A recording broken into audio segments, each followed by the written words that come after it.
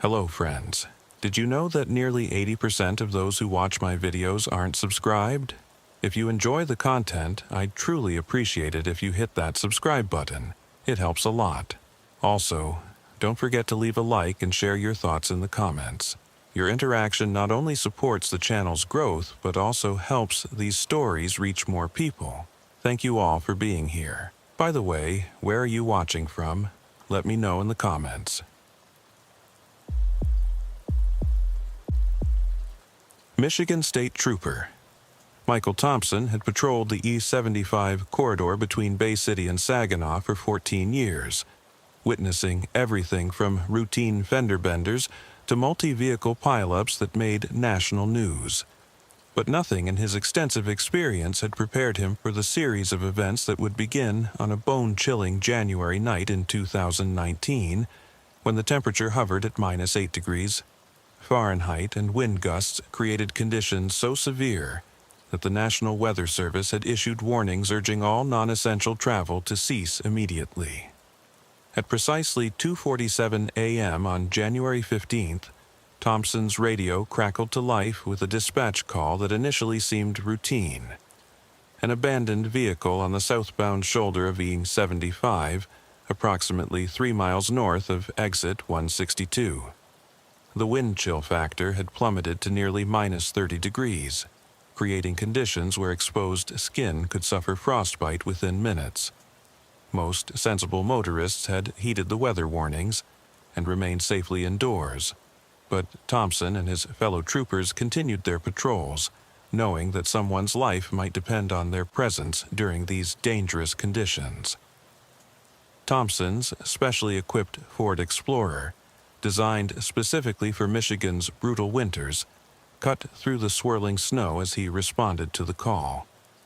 The vehicle's advanced traction control system and studded tires provided the grip necessary to navigate the treacherous road surface safely, while the heated interior protected him from the life-threatening cold outside.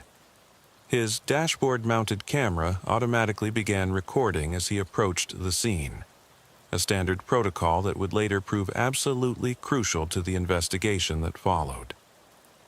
The abandoned vehicle was a late-model Honda Accord with Minnesota plates, positioned on the shoulder with its hazard lights still blinking weakly against the Arctic conditions. As Thompson conducted his initial walkthrough, several details immediately struck him as highly unusual and deeply troubling. The car's engine was still warm to the touch, suggesting it had been running within the past hour, yet the keys were completely missing from the ignition. The driver's door stood slightly ajar, allowing the brutal cold to penetrate the vehicle's interior, but there were no signs of struggle, violence, or any indication that the driver had been forced to abandon the vehicle under duress. "Dispatch, this is Unit 47, Thompson radioed, his breath creating visible clouds in the frigid air despite the protection of his winter gear. "I'm at the scene of the abandoned vehicle. This is a 2017 Honda Accord, Minnesota license plate Charlie Delta 7492. Vehicle appears to have been recently occupied, but the driver is nowhere to be seen. Requesting a vehicle registration check and any available information about the registered owner." The response came back within minutes, delivered by dispatcher Amanda Foster, a 20-year veteran whose calm professionalism had guided officers through countless emergencies. "Unit 47. Vehicle is registered to Dakota Smith. White male, age 28, residence listed as Minneapolis, Minnesota. Subject is employed as a pharmaceutical sales representative with Medicor Solutions. No outstanding warrants, no history of mental health issues or prior missing persons reports. Vehicle registration is current, no liens or other complications noted." Thompson's training immediately kicked in as he began documenting the scene with methodical precision. His flashlight beam revealed that the vehicle's gas tank registered 3/4 full, completely ruling out the possibility that Smith had simply run out of fuel and walked to seek assistance. The car's trunk contained a neatly organized array of pharmaceutical samples and sales materials, along with a weekend bag that suggested Smith had been traveling for business purposes. Personal items including a cell phone charger, unopened bottles of water, and energy bars indicated that this had been a planned trip rather than an emergency situation. What troubled Thompson most deeply was the complete absence of footprints in the snow around the vehicle. The shoulder of I-75 at this particular location consisted of graded gravel that accumulated snow throughout the winter months, creating a surface that would clearly show any human activity. Despite the continuing snowfall, which hadn't been heavy enough to completely obscure recent tracks, Thompson should have been able to identify at least partial impressions if someone had exited the vehicle and walked away. Instead, the snow around the Honda appeared completely undisturbed, as if Dakota Smith had simply vanished from behind the steering wheel without ever opening the door.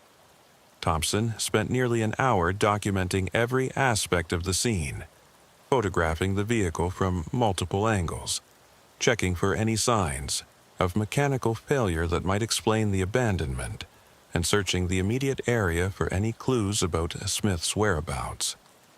The car's interior revealed no signs of struggle.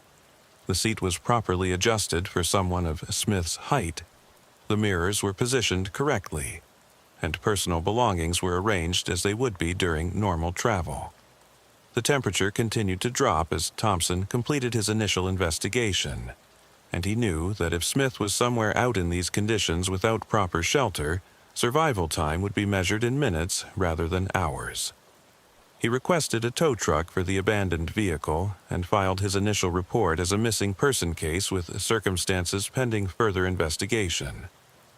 Standard protocol required him to check local hospitals, contact Smith's emergency contacts, and coordinate with the Minnesota State Patrol to determine if Smith had any history of similar incidents or mental health issues that might explain a voluntary disappearance.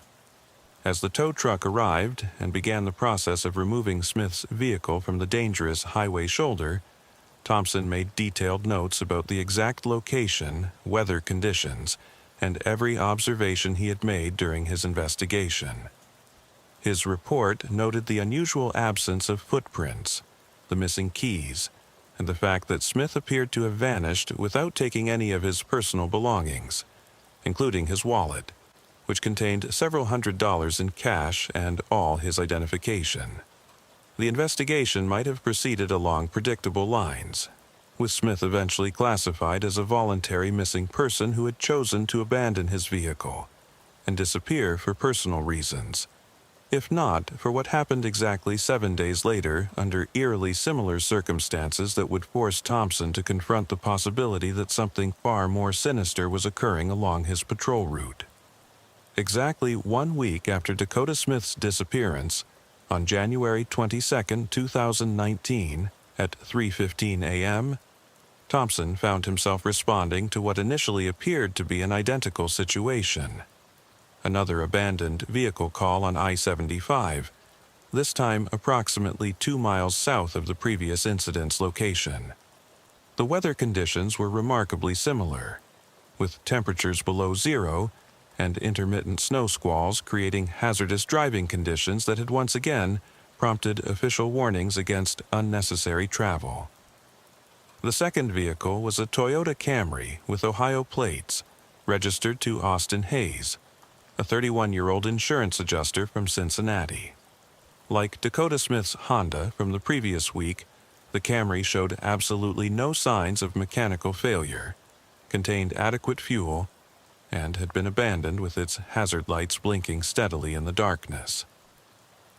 Hayes's briefcase remained in the back seat, containing files related to insurance claims he had been investigating in the Saginaw area, along with a thermos of coffee that Thompson's infrared thermometer indicated had been poured approximately 2 hours earlier. The similarities to the Smith case were so striking that Thompson immediately felt a chill that had nothing to do with the sub-freezing temperature. Once again, despite fresh snow that had fallen throughout the evening, no footprints were visible around the abandoned vehicle. Thompson found the driver's door unlocked and slightly open, with the keys missing from the ignition, just as they had been in Smith's case. The scene was so nearly identical that Thompson immediately contacted his supervisor before proceeding with the standard investigation protocols. Sergeant Jennifer Collins arrived on scene at 4:20 a.m., bringing with her 15 years of experience in highway patrol investigations and a reputation for thoroughness that had earned her the respect of officers throughout the district. Collins had been Thompson's supervisor for 3 years and had come to trust his instincts and attention to detail, so when he expressed concern about the similarities between this case and the Smith disappearance, she took his observation seriously. After conducting her own methodical examination of Hayes's vehicle, Collins confirmed Thompson's assessment that the circumstances surrounding this disappearance were remarkably similar to those involving Dakota Smith. The positioning of the vehicle, the missing keys, the absence of footprints, and the lack of any signs of struggle or mechanical failure all pointed to a pattern that neither officer could easily explain through conventional reasoning. "Mike," Collins said, her voice carrying the weight of growing concern as she completed her walkthrough of the scene, "I want you to pull all the incident reports for abandoned vehicles along this stretch of I-75 going back at least 6 months. Include anything within a 20-mile radius of these 2 locations. I have a feeling we might be looking at something more systematic than 2 isolated incidents." The record search that Thompson conducted over the following 3 days revealed a pattern that sent shockwaves through the Michigan State Police hierarchy and would eventually attract the attention of federal law enforcement agencies. Between August 2018 and the present, no fewer than 7 vehicles had been reported abandoned along a 12-mile stretch of E75 between exit 160 and exit 172, all under circumstances that shared disturbing similarities with the Smith and Hayes cases. Each incident had occurred during harsh weather conditions, severe snowstorms, heavy rain with near-zero visibility, or dense fog that significantly reduced visibility and limited the number of potential witnesses on the highway.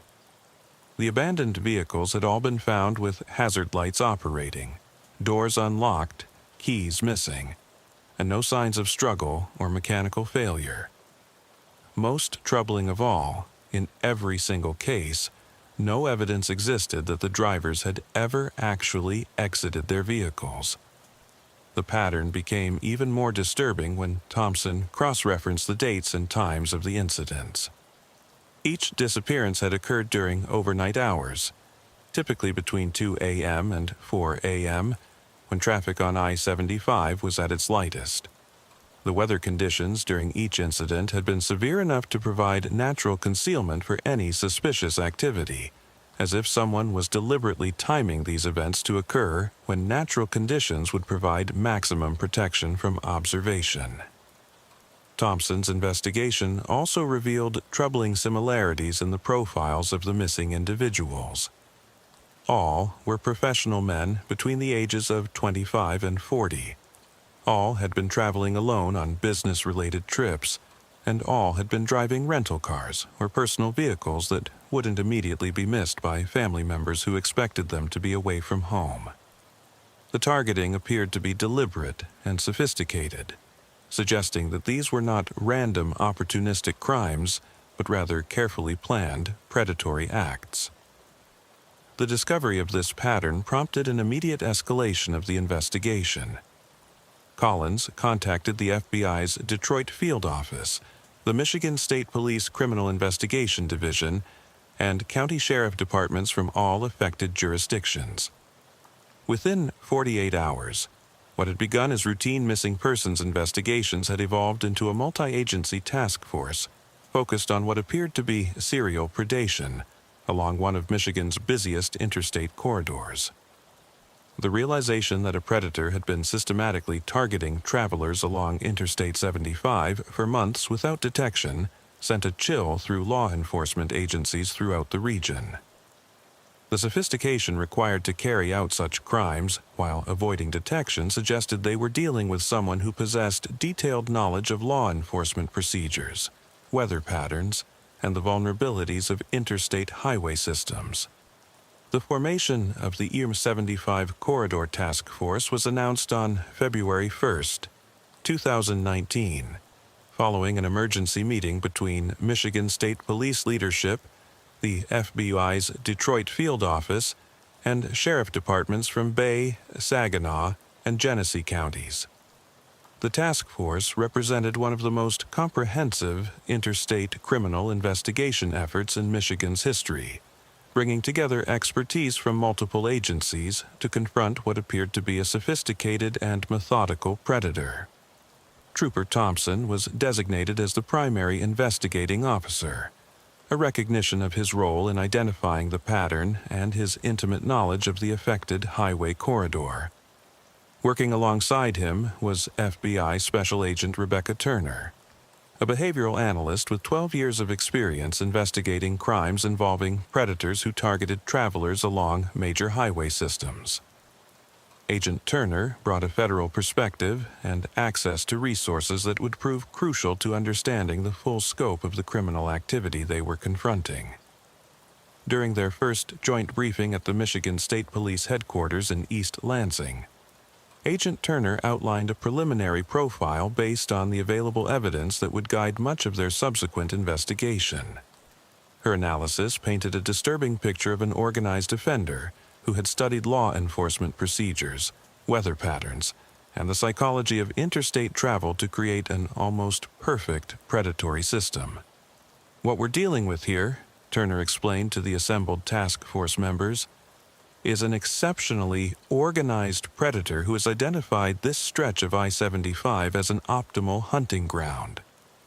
The timing of these incidents during severe weather suggests not just careful planning, but sophisticated understanding of how weather conditions affect both law enforcement response times and the likelihood of witnesses. The lack of physical evidence points to someone with extensive knowledge of forensic investigation techniques and crime scene management." Turner's analysis continued with observations that would prove prophetic as the investigation developed. Most importantly, the fact that we're not finding bodies strongly suggests that these disappearances serve a purpose beyond simple murder.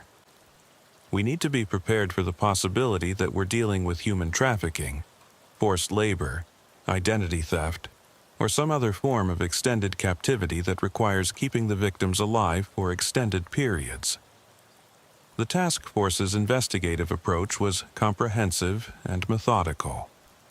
Thompson was assigned to coordinate with local businesses along the I-75 corridor, truck stops, gas stations, restaurants, and hotels to identify any witnesses who might have observed suspicious activity during the time frames when the disappearances occurred. This required visiting every commercial establishment within a 50-mile radius of the affected area, a time-consuming process that nevertheless yielded crucial intelligence about the predator's methods. Agent Turner focused on the behavioral analysis and victimology aspects of the investigation, working to understand why these particular individuals had been targeted and what common factors might have made them vulnerable to predation. Her investigation revealed disturbing patterns in how the victims had been selected, suggesting that the predator had been conducting surveillance of potential targets before making contact. The breakthrough in their investigation came from an unexpected source. Hunter Brooks, a long-haul trucker who had been making regular runs between Detroit and Grand Rapids for the past 3 years. Brooks contacted the task force tip line after seeing news reports about the missing persons investigation, explaining that he had witnessed something unusual on multiple occasions while driving the I-75 corridor during nighttime hours in severe weather conditions. "I've seen him at least 3 times now, maybe 4, Brooks told Thompson during their interview at a truck stop near exit 164, his weathered hands wrapped around a cup of coffee as he recalled the incidents that had been troubling him for months. "Always during the worst weather, blizzards, ice storms, that kind of thing. Always in the same general area, maybe a 5 or 6 mile stretch of highway. Guy stands on the shoulder wearing what looks like a perfect state police uniform, waves drivers over, like he's conducting some kind of safety checkpoint or emergency assistance. Brooks's description became more detailed as Thompson encouraged him to recall every aspect of what he had observed. First time I saw him, I thought it was completely legitimate. You know how troopers will sometimes set up safety checks during bad weather, making sure people have proper equipment, checking if anyone needs assistance. But something about the way this guy moved, the way he positioned himself relative to the traffic flow, it didn't feel right. Too deliberate, too practiced, if that makes sense. The trucker's observations provided the task force with their first concrete description of a suspect. Brooks described a white male, approximately 6 feet tall, and appearing to be in his 40s, wearing what appeared to be an authentic Michigan State Police winter uniform, complete with reflective vest, campaign hat, and all the appropriate insignia. Most importantly, Brooks had observed this individual operating a vehicle that strongly resembled a police cruiser, but lacked the distinctive markings, light configuration, and equipment of official Michigan State Police patrol units. The car looked right from a distance, Brooks explained, especially in bad weather when visibility is limited. Dark-colored, had what looked like a light bar on top, positioned like a patrol car. But when I got closer one time, something about it seemed off. Couldn't put my finger on exactly what, but it just didn't look quite right. Like someone had put together a really good imitation but missed some of the details. Brooks's willingness to come forward provided the task force with their first concrete lead in what had been a frustratingly elusive investigation.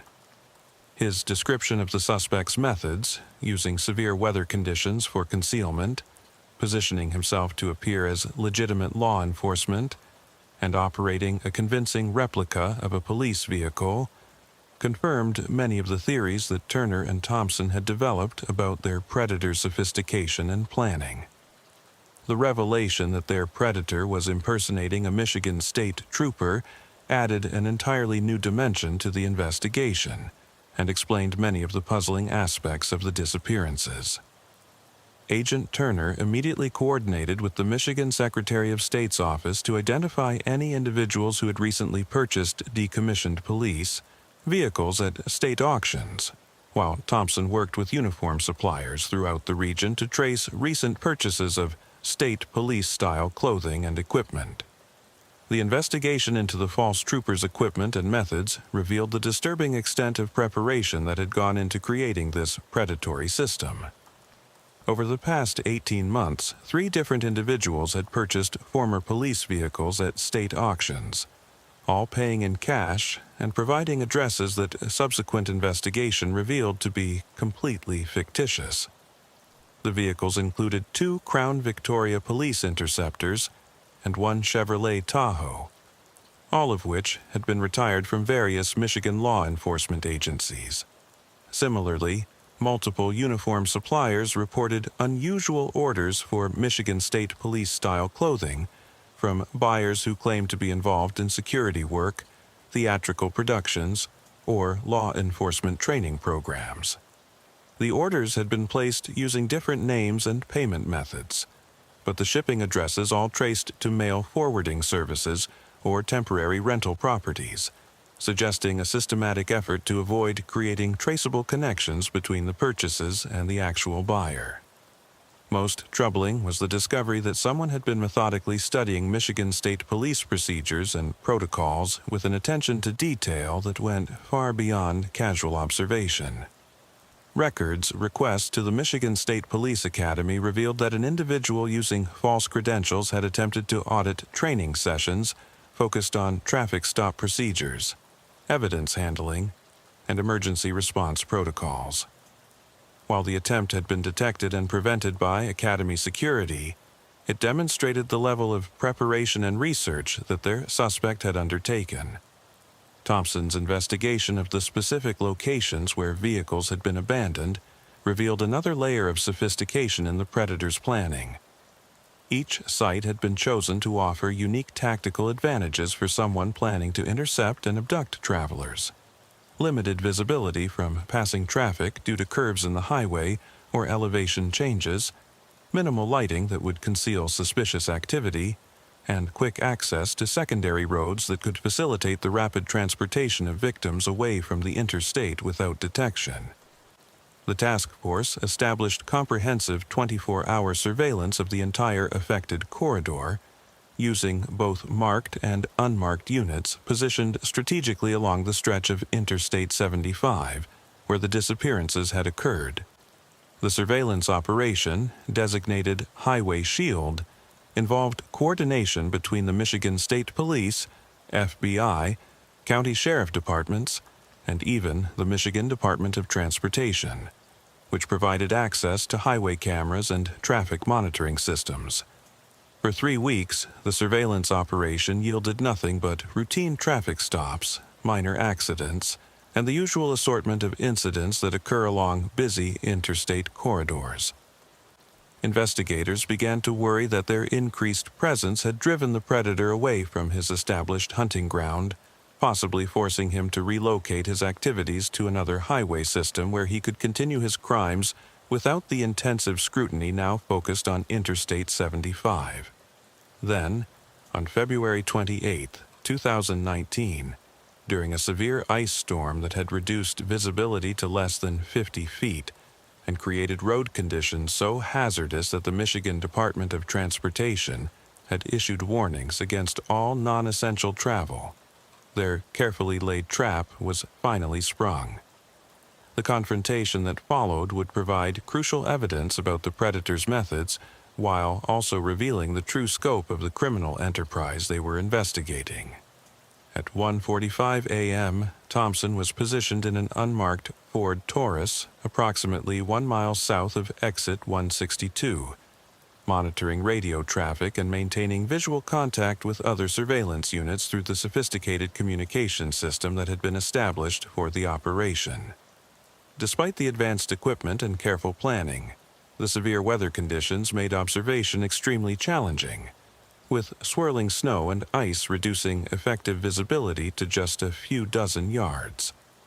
Through his night vision equipment, Thompson observed what appeared to be a routine traffic stop involving a sedan that had been struggling with the icy road conditions and a police vehicle that had pulled it over on the shoulder. The scene appeared completely normal from a distance, exactly the type of safety assistance that legitimate troopers provided during severe weather events. But something about the positioning of the vehicles and the movements of the uniformed figure triggered Thompson's instincts, honed by years of highway patrol experience and months of intensive study of this particular predator's methods.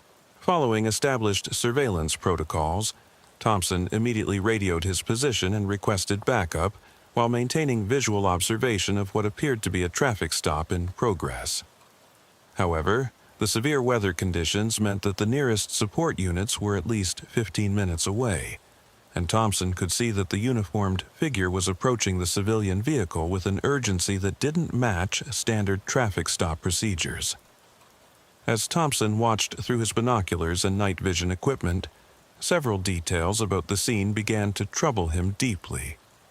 The positioning of the supposed police cruiser was wrong, angled in a way that blocked visibility from passing traffic, rather than providing the safety buffer that officers are trained to maintain during roadside stops. The uniformed figure's movements appeared rushed and predatory, rather than following the measured, professional approach that Thompson had been trained to use during legitimate traffic stops. The decision to intervene immediately rather than wait for backup was one that Thompson would later describe as purely instinctual, driven by years of experience that told him something was seriously wrong with the scene he was observing. As he activated his emergency lights and began approaching the location, he observed the uniformed figure suddenly abandon his approach to the civilian vehicle and sprint toward the dense woods that bordered the highway at that particular location. Thompson's intervention came just in time to prevent what would certainly have been another disappearance. The civilian vehicle, a late-model Chrysler 300 with Illinois plates, was found with its driver, Logan Pierce, a 34-year-old marketing executive from Chicago, slumped unconscious behind the wheel, but still alive. Pierce was immediately transported to Bay Regional Medical Center, where emergency room physicians and toxicologists worked to counteract the effects of a powerful sedative that had been administered through what appeared to be a small puncture wound on his hand. The medical team's quick action in treating Pierce's condition provided the investigation with its first living witness to the predator's methods. Toxicology tests revealed the presence of a sophisticated sedative compound that would have rendered Pierce unconscious within minutes, while leaving minimal physical evidence of its administration. The delivery method appeared to involve a specialized injection device designed to penetrate skin with minimal sensation, allowing the predator to drug victims without their immediate awareness. Pierce's statement, provided after he had recovered sufficiently to be interviewed by Thompson and Agent Turner, confirmed many of the theories they had developed about the predator's methods while revealing new details about the sophistication of his deception. Pierce described being flagged down by what appeared to be a completely legitimate Michigan State trooper, who had explained that hazardous road conditions ahead required all southbound traffic to follow a temporary detour route for safety purposes. Everything about him seemed absolutely professional and authentic, Pierce told the investigators during his interview at the hospital. The uniform was perfect.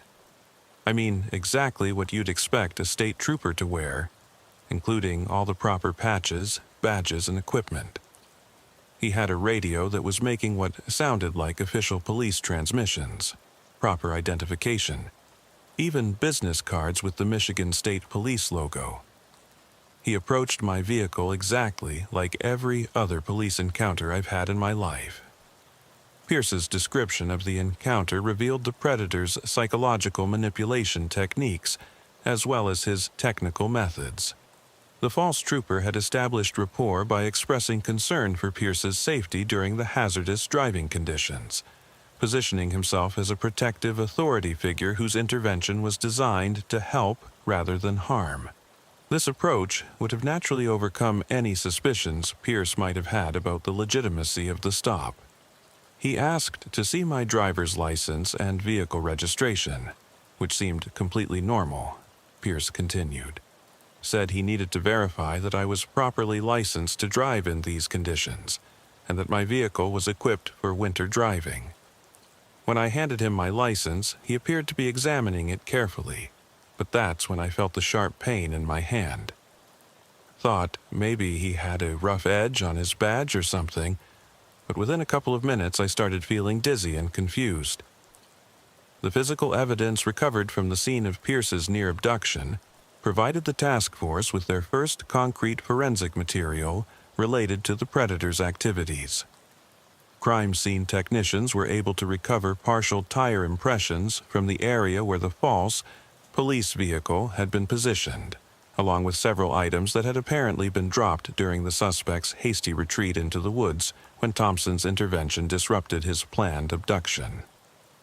The physical evidence recovered from the scene of Logan Pierce's near abduction represented a breakthrough that would ultimately lead to the resolution of the entire case. Among the items recovered during the extensive crime scene processing were a modified syringe designed to deliver sedatives through minimal skin contact, several zip-tie restraints of a type commonly used by law enforcement, and most importantly, a fragment of a driver's license photograph that appeared to show a middle-aged white male with distinctive facial scarring. FBI forensic imaging specialists worked around the clock to enhance the partial photograph, using advanced digital reconstruction techniques to produce a composite image that could be distributed to law enforcement agencies throughout the Midwest. The enhanced image showed a man appearing to be in his early 40s with angular facial features and a distinctive scar running from his left temple to his jawline, likely the result of a serious accident or violent encounter at some point in his past. Agent Turner coordinated the development of a comprehensive psychological profile based on all the evidence gathered during the investigation up to that point. The profile described an organized offender with extensive knowledge of law enforcement procedures, someone who derived psychological satisfaction from the authority and control represented by a police uniform, and most disturbing, an individual who was likely keeping the missing persons alive for extended periods rather than killing them immediately after their abduction. This isn't someone who kills for the psychological satisfaction of murder, Turner explained to Thompson and the other task force members during one of their daily briefing sessions. The careful planning, the elaborate impersonation, the sophisticated methods, and most importantly, the fact that we're not finding bodies. All of this suggests someone who is using the victims for a specific purpose that requires keeping them alive. We need to be prepared for the possibility that we're dealing with human trafficking, forced labor, identity theft, or some other form of extended captivity. The search for the predator's base of operations became the task force's primary focus, concentrating on rural properties within a 50-mile radius of the E75 corridor that offered the seclusion and facilities necessary for holding multiple individuals captive for extended periods. Thompson worked closely with county assessors' offices, real estate agents, and local law enforcement agencies to identify recently purchased properties, abandoned buildings, and any locations that had been reported as suspicious by neighbors or local authorities. The investigation received a crucial break from an unexpected source. Mason Reed, a local farmer whose property bordered one of the areas where the false state trooper had been observed by Hunter Brooks during his late-night trucking runs. Reed contacted the task force after recognizing the suspect's description in news reports that had begun circulating throughout the region, explaining that he had observed suspicious activity at an abandoned industrial facility approximately 5 miles from his farm. "I've been seeing lights at that old place maybe a dozen times over the past year or so," Reed told Thompson during their interview at his farmhouse kitchen, his weathered hands gesturing toward the direction of the abandoned facility. "Always late at night, always during the worst weather we get. Blizzards, ice storms, heavy rain. At first, I figured it was just kids messing around, or maybe somebody dumping garbage illegally, but after seeing the news about this fake police officer, I started thinking it might be connected to what you folks are investigating." Reed's observations provided several important details about the suspicious activity he had witnessed. The lights appeared to be vehicle headlights rather than fixed illumination, suggesting that someone was regularly driving to and from the abandoned facility during nighttime hours. The activity always occurred during severe weather events, consistent with the timing of the highway abductions. Most significantly, Reed had observed what appeared to be a police-style vehicle on several occasions, though he had never gotten close enough to determine whether it was a legitimate law enforcement unit. The abandoned facility that Reed had identified was a former agricultural processing plant that had been closed since 2005, following economic changes in the regional farming industry.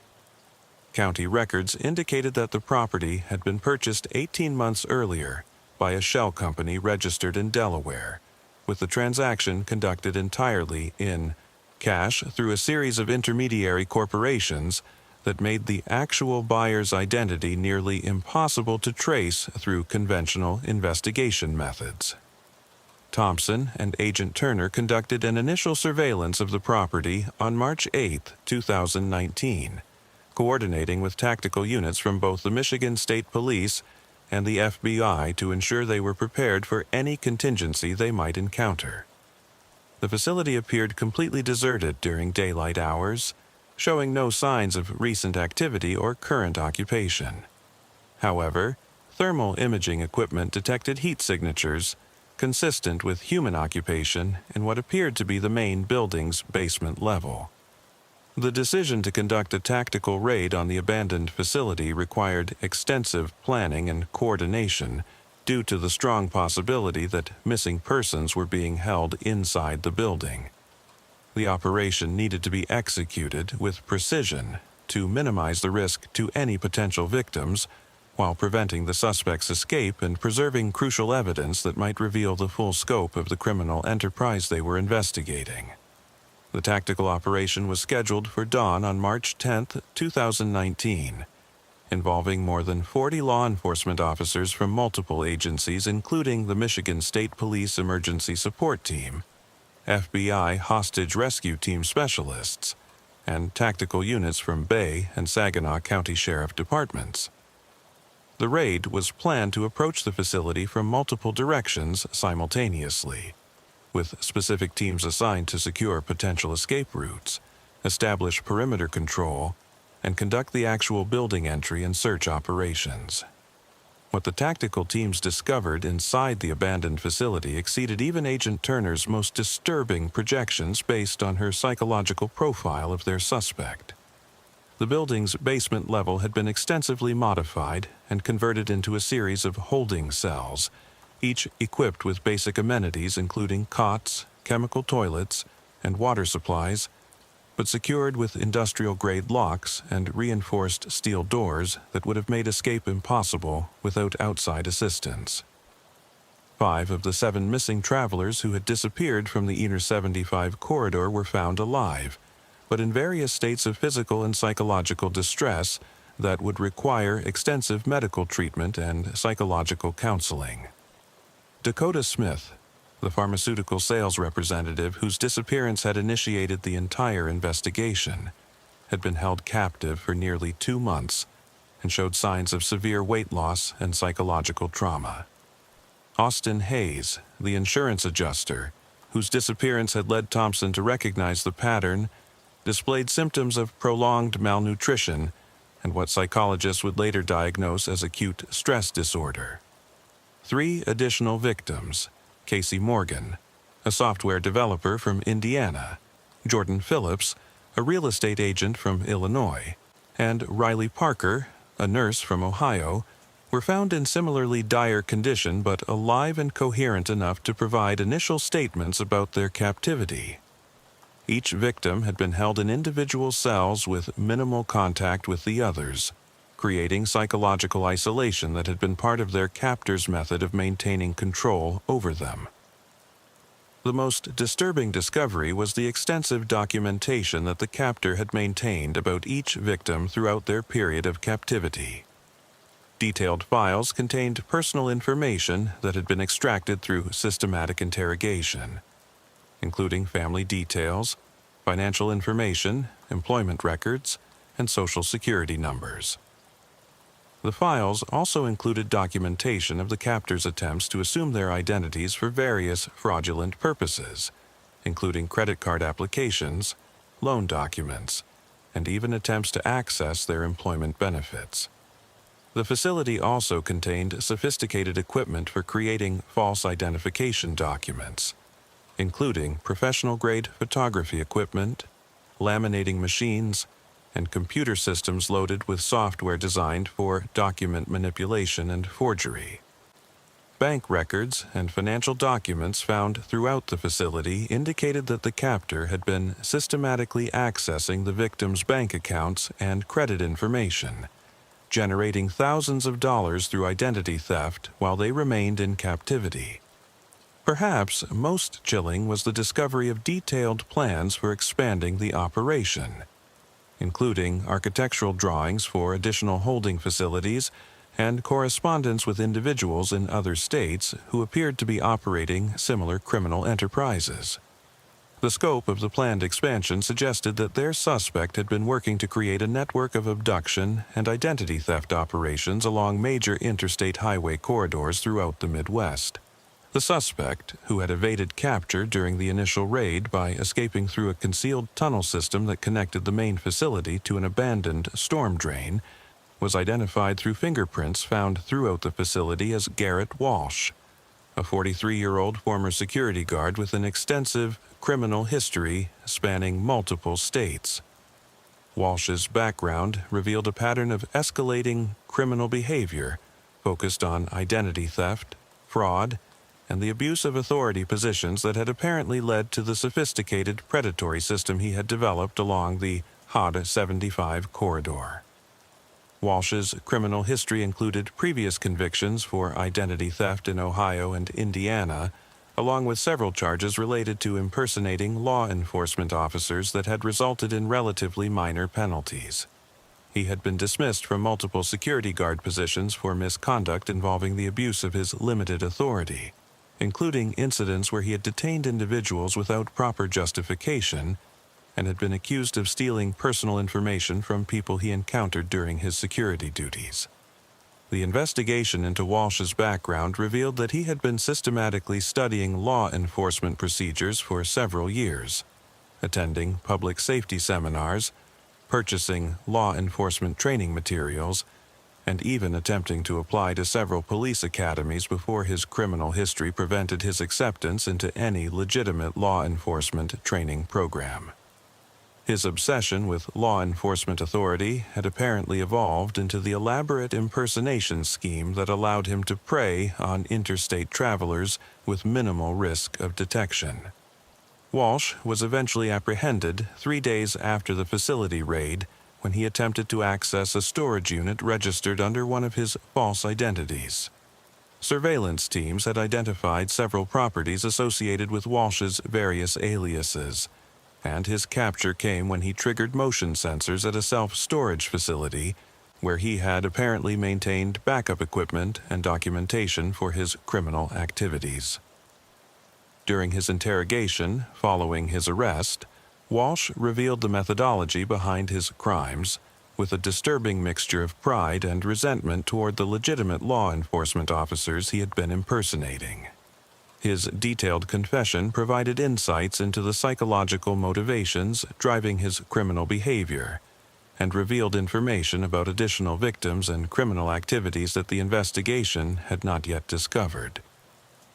People automatically trust the uniform, Walsh told investigators during one of his lengthy interrogation sessions, displaying an attitude that combined arrogance with deep-seated resentment toward authority figures. You put on a badge, and suddenly everyone believes everything you say, follows every instruction you give. They'll get out of their cars in the middle of a blizzard, hand over their identification, answer any question you ask. It's amazing how much power people will voluntarily hand over to someone they think represents legitimate authority. Walsh's detailed descriptions of his methods revealed the sophisticated psychological manipulation techniques he had developed to overcome his victims' natural caution and resistance. He had studied law enforcement training materials to learn proper procedures for conducting traffic stops, had practiced official-sounding radio communications, and had even memorized portions of the Michigan Vehicle Code to be able to cite specific violations when questioned by suspicious motorists. The scope of Walsh's criminal activities extended far beyond the 7 confirmed abductions along the WAR 75 corridor. His records indicated that he had been studying similar highway systems throughout the Midwest, with evidence linking him to numerous identity theft cases in Ohio, Indiana, Illinois, and Wisconsin. Financial records suggested that his criminal enterprise had generated more than $200,000 through fraudulent credit accounts, loan applications, and direct theft from his victims' financial accounts. The testimony provided by the 5 survivors of Walsh's criminal enterprise revealed the horrifying psychological manipulation and systematic abuse they had endured during their captivity. Each victim's account provided crucial details about Walsh's methods while demonstrating the profound trauma that would require years of recovery and rehabilitation. Dakota Smith, whose disappearance had initiated the investigation, provided the most detailed account of the initial abduction process and the early stages of captivity. Smith described how Walsh had approached his vehicle during the January blizzard, presenting himself as a concerned state trooper who was conducting safety checks on vehicles traveling in dangerous conditions. The false officer had been completely convincing, displaying proper identification, using appropriate law enforcement terminology, and demonstrating what appeared to be genuine concern for Smith's welfare. He seemed like every other police officer I'd ever encountered, Smith told Thompson and Agent Turner during his debriefing at the hospital where he was receiving medical treatment. Professional demeanor, proper uniform, even had business cards with the Michigan State Police logo. He asked about my destination, whether I had emergency supplies in my vehicle, all the questions you'd expect during a weather-related safety stop. I never had any reason to suspect he wasn't legitimate until I felt the needle go into my hand. Smith's account of his captivity revealed Walsh's systematic approach to extracting personal information from his victims. Rather than using physical torture or extreme coercion, Walsh had employed sophisticated psychological manipulation techniques designed to make his victims believe that cooperation would lead to their eventual release. He had presented himself as someone who was being paid by criminal organizations to obtain specific information, suggesting that the victim's compliance would satisfy his employers and result in their freedom. He convinced me that he was just a middleman, Smith explained, his voice still showing the effects of prolonged stress and trauma. Said that certain people wanted information about my work, my clients, my financial situation, and that once he had what they needed, I'd be released unharmed. He made it seem like a business transaction rather than a kidnapping. It took weeks before I realized that he wasn't working for anyone else, that he was using the information himself. Austin Hayes, the insurance adjuster whose disappearance had confirmed the pattern Thompson had identified, described a similar process of psychological manipulation combined with gradually escalating threats. Walsh had initially treated Hayes with apparent respect and consideration, providing adequate food and basic necessities while conducting what he called interviews about Hayes's personal and professional life. Only gradually had the true nature of the situation become apparent, as Walsh's demands for information became more extensive and intrusive. The questioning sessions could last for hours, Hayes recalled during his statement to investigators. He wanted to know everything: where I worked, what kind of access I had to company systems, details about my family members, my banking information, credit card accounts, everything. He had this way of making it seem reasonable, like he was helping me by keeping the process civilized and professional. But if I hesitated or refused to answer something, the threats would start. The three additional victims, Casey Morgan, Jordan Phillips, and Riley Parker, each provided accounts that revealed different aspects of Walsh's criminal methodology. Morgan, the software developer, had been targeted specifically because of his technical expertise and access to computer systems that Walsh believed could be exploited for additional fraudulent activities. Phillips, the real estate agent, had been interrogated extensively about property transactions and client information that Walsh apparently intended to use for mortgage fraud schemes. Parker, the nurse, had been questioned about hospital procedures and patient information that suggested Walsh was considering expanding his criminal activities to include healthcare fraud. The medical evaluation of all 5 survivors revealed the physical toll of their extended captivity. Despite receiving basic nutrition and medical care sufficient to keep them alive and functional, all showed signs of vitamin deficiencies, muscle atrophy from confinement, and stress-related health problems including elevated blood pressure, sleep disorders, and symptoms consistent with acute stress reaction. The psychological evaluation conducted by trauma specialists revealed that all 5 victims would require extensive counseling and support to recover from their ordeal. Dr. Michelle Clark, the psychologist who coordinated the victims' initial mental health assessment, explained the complex psychological dynamics that had allowed Walsh to maintain control over his captives for extended periods without the use of extreme physical restraints or violence. Walsh had created a carefully controlled environment designed to foster dependence and compliance, Dr. Clark explained to the task force during one of their briefings. By presenting himself as the sole source of information about when they might be released, and by maintaining the fiction that cooperation would lead to freedom, he was able to extract compliance without resorting to the kind of brutal coercion that might have prompted more desperate escape attempts. The process of helping the survivors rebuild their lives extended far beyond their initial medical treatment and psychological evaluation. Each victim faced months of legal and financial complications as they worked to restore their identities and repair the damage caused by the fraudulent accounts and transactions that Walsh had conducted using their personal information. Credit reports showed unauthorized activity totaling more than $75,000 across all 5 victims, including fraudulent credit card accounts, unauthorized loans, and attempts to access their employment benefits and retirement accounts.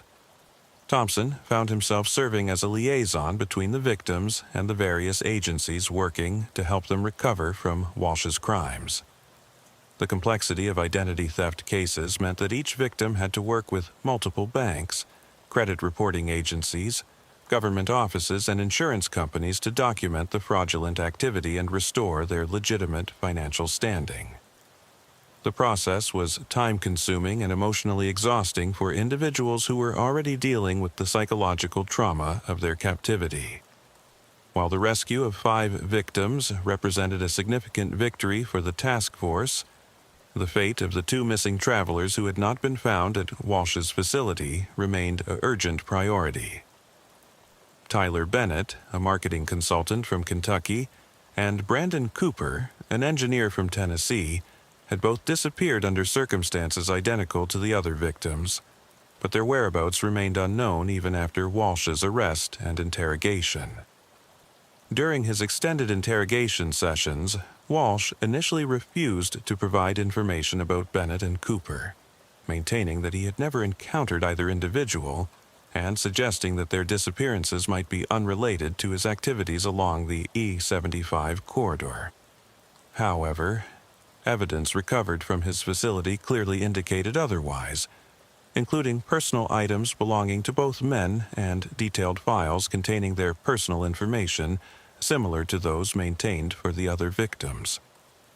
Agent Turner employed advanced interrogation techniques designed to overcome Walsh's resistance to revealing the location of the missing men. She understood that Walsh's personality type thrived on maintaining control and power over others, and that he was likely withholding information about Bennett and Cooper as a way of maintaining some form of leverage even after his capture. Her approach involved demonstrating to Walsh that cooperation in locating the missing men might result in more favorable treatment during his eventual sentencing.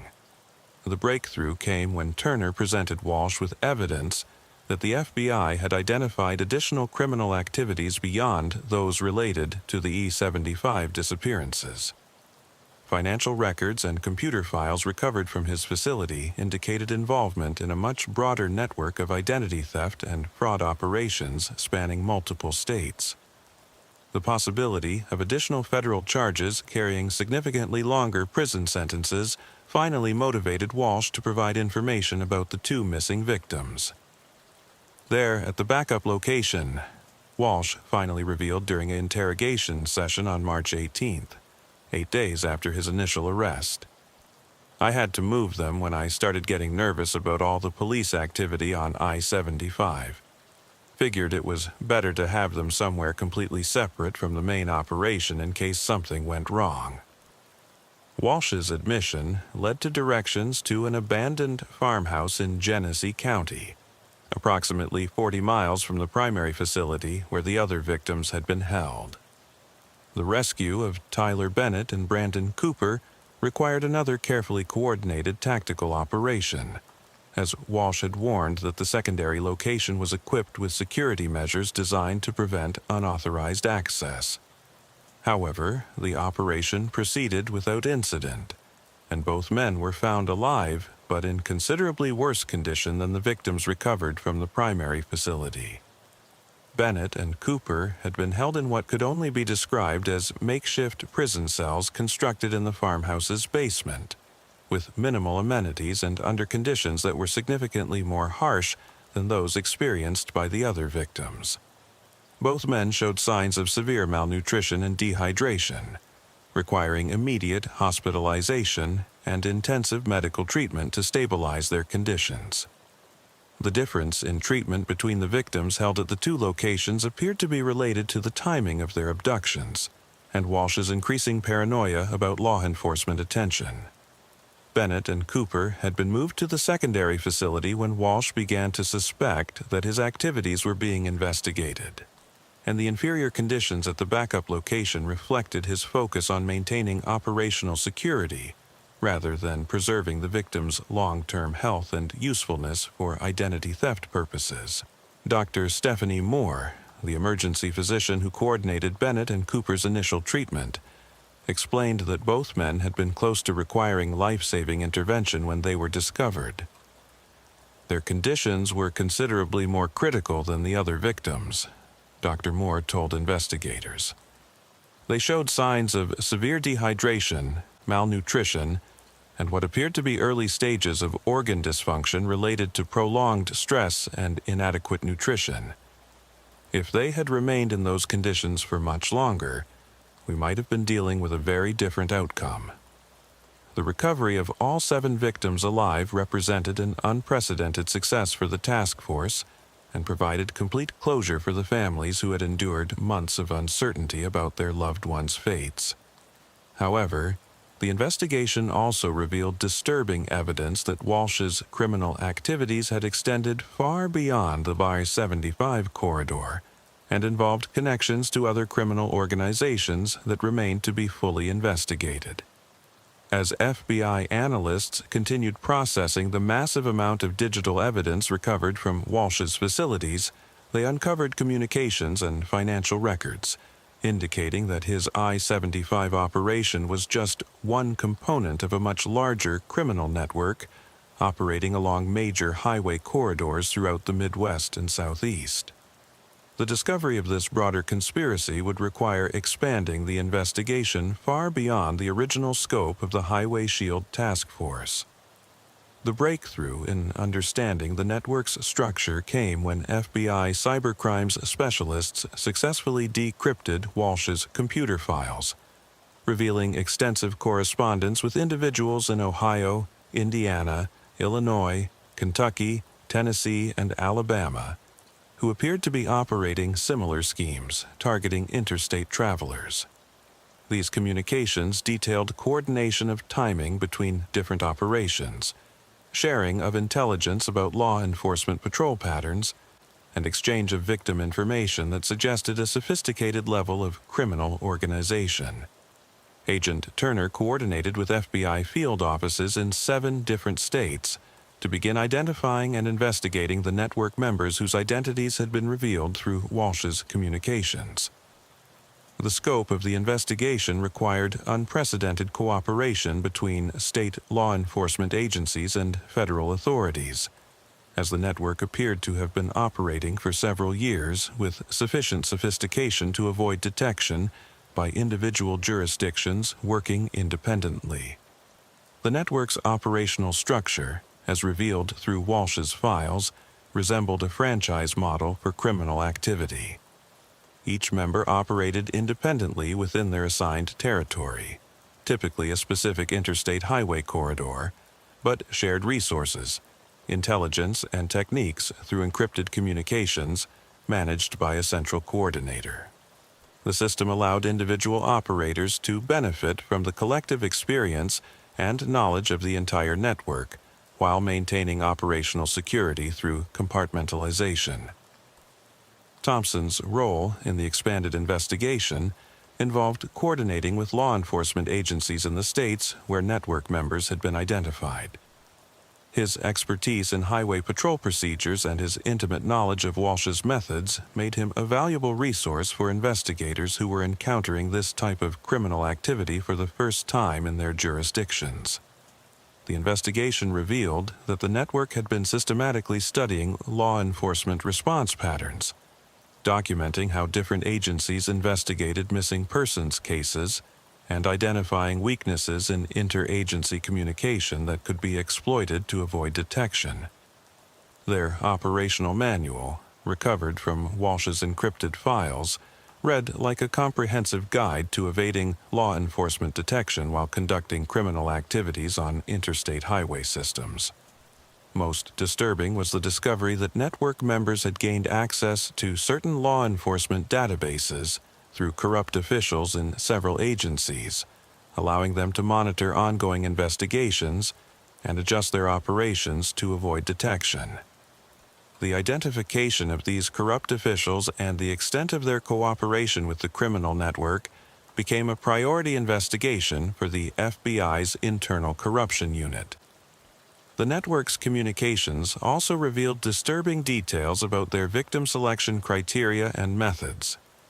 Members would identify potential victims at truck stops, rest areas, and gas stations, then shadow them along interstate corridors until optimal conditions arose for interception.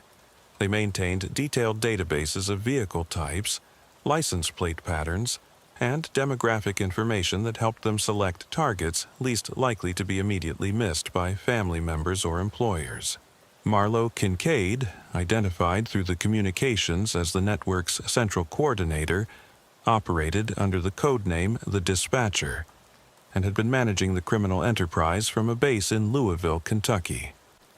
Kincaid's background investigation revealed that he was a former telecommunications systems administrator who had been dismissed from his position with a major cellular service provider following allegations of unauthorized access to customer data. The arrest of Kincaid and the simultaneous raids on facilities operated by network members across 7 states represented one of the largest coordinated law enforcement operations in recent history. Operation Highway Shield, as the expanded investigation was designated, involved more than 300 law enforcement officers and resulted in the discovery of additional victims and criminal enterprises that investigators had not previously suspected. The arrest of Marlo Kincaid at his Louisville residence yielded a treasure trove of information that revealed the true scope of the criminal network that had been operating along America's interstate highway system. Kincaid's computers contained detailed records of more than 200 victims across multiple states, along with financial data showing that the network had generated millions of dollars through identity theft, fraud, and what appeared to be human trafficking operations conducted over a period of nearly 8 years. Kincaid's operation was far more sophisticated than even Agent Turner's most pessimistic projections had suggested. He had maintained detailed psychological profiles of network members, using this information to manipulate and control their activities while insulating himself from direct participation in the actual crimes. His files revealed that he had been recruiting new members through careful cultivation of individuals with criminal backgrounds, financial difficulties, and psychological profiles that made them susceptible to his influence and control. The technical investigation of Kincaid's communication system revealed advanced encryption and security measures that had allowed the network to operate for years without detection by law enforcement monitoring systems. Kincaid had used his expertise in telecommunications to create a communication network that appeared to be routine business traffic to automated monitoring systems, while actually facilitating criminal coordination across multiple states. Thompson participated in the interrogation of Kincaid, providing insights into Walsh's specific methods and helping to identify connections between the OR-75 operations and the broader network activities.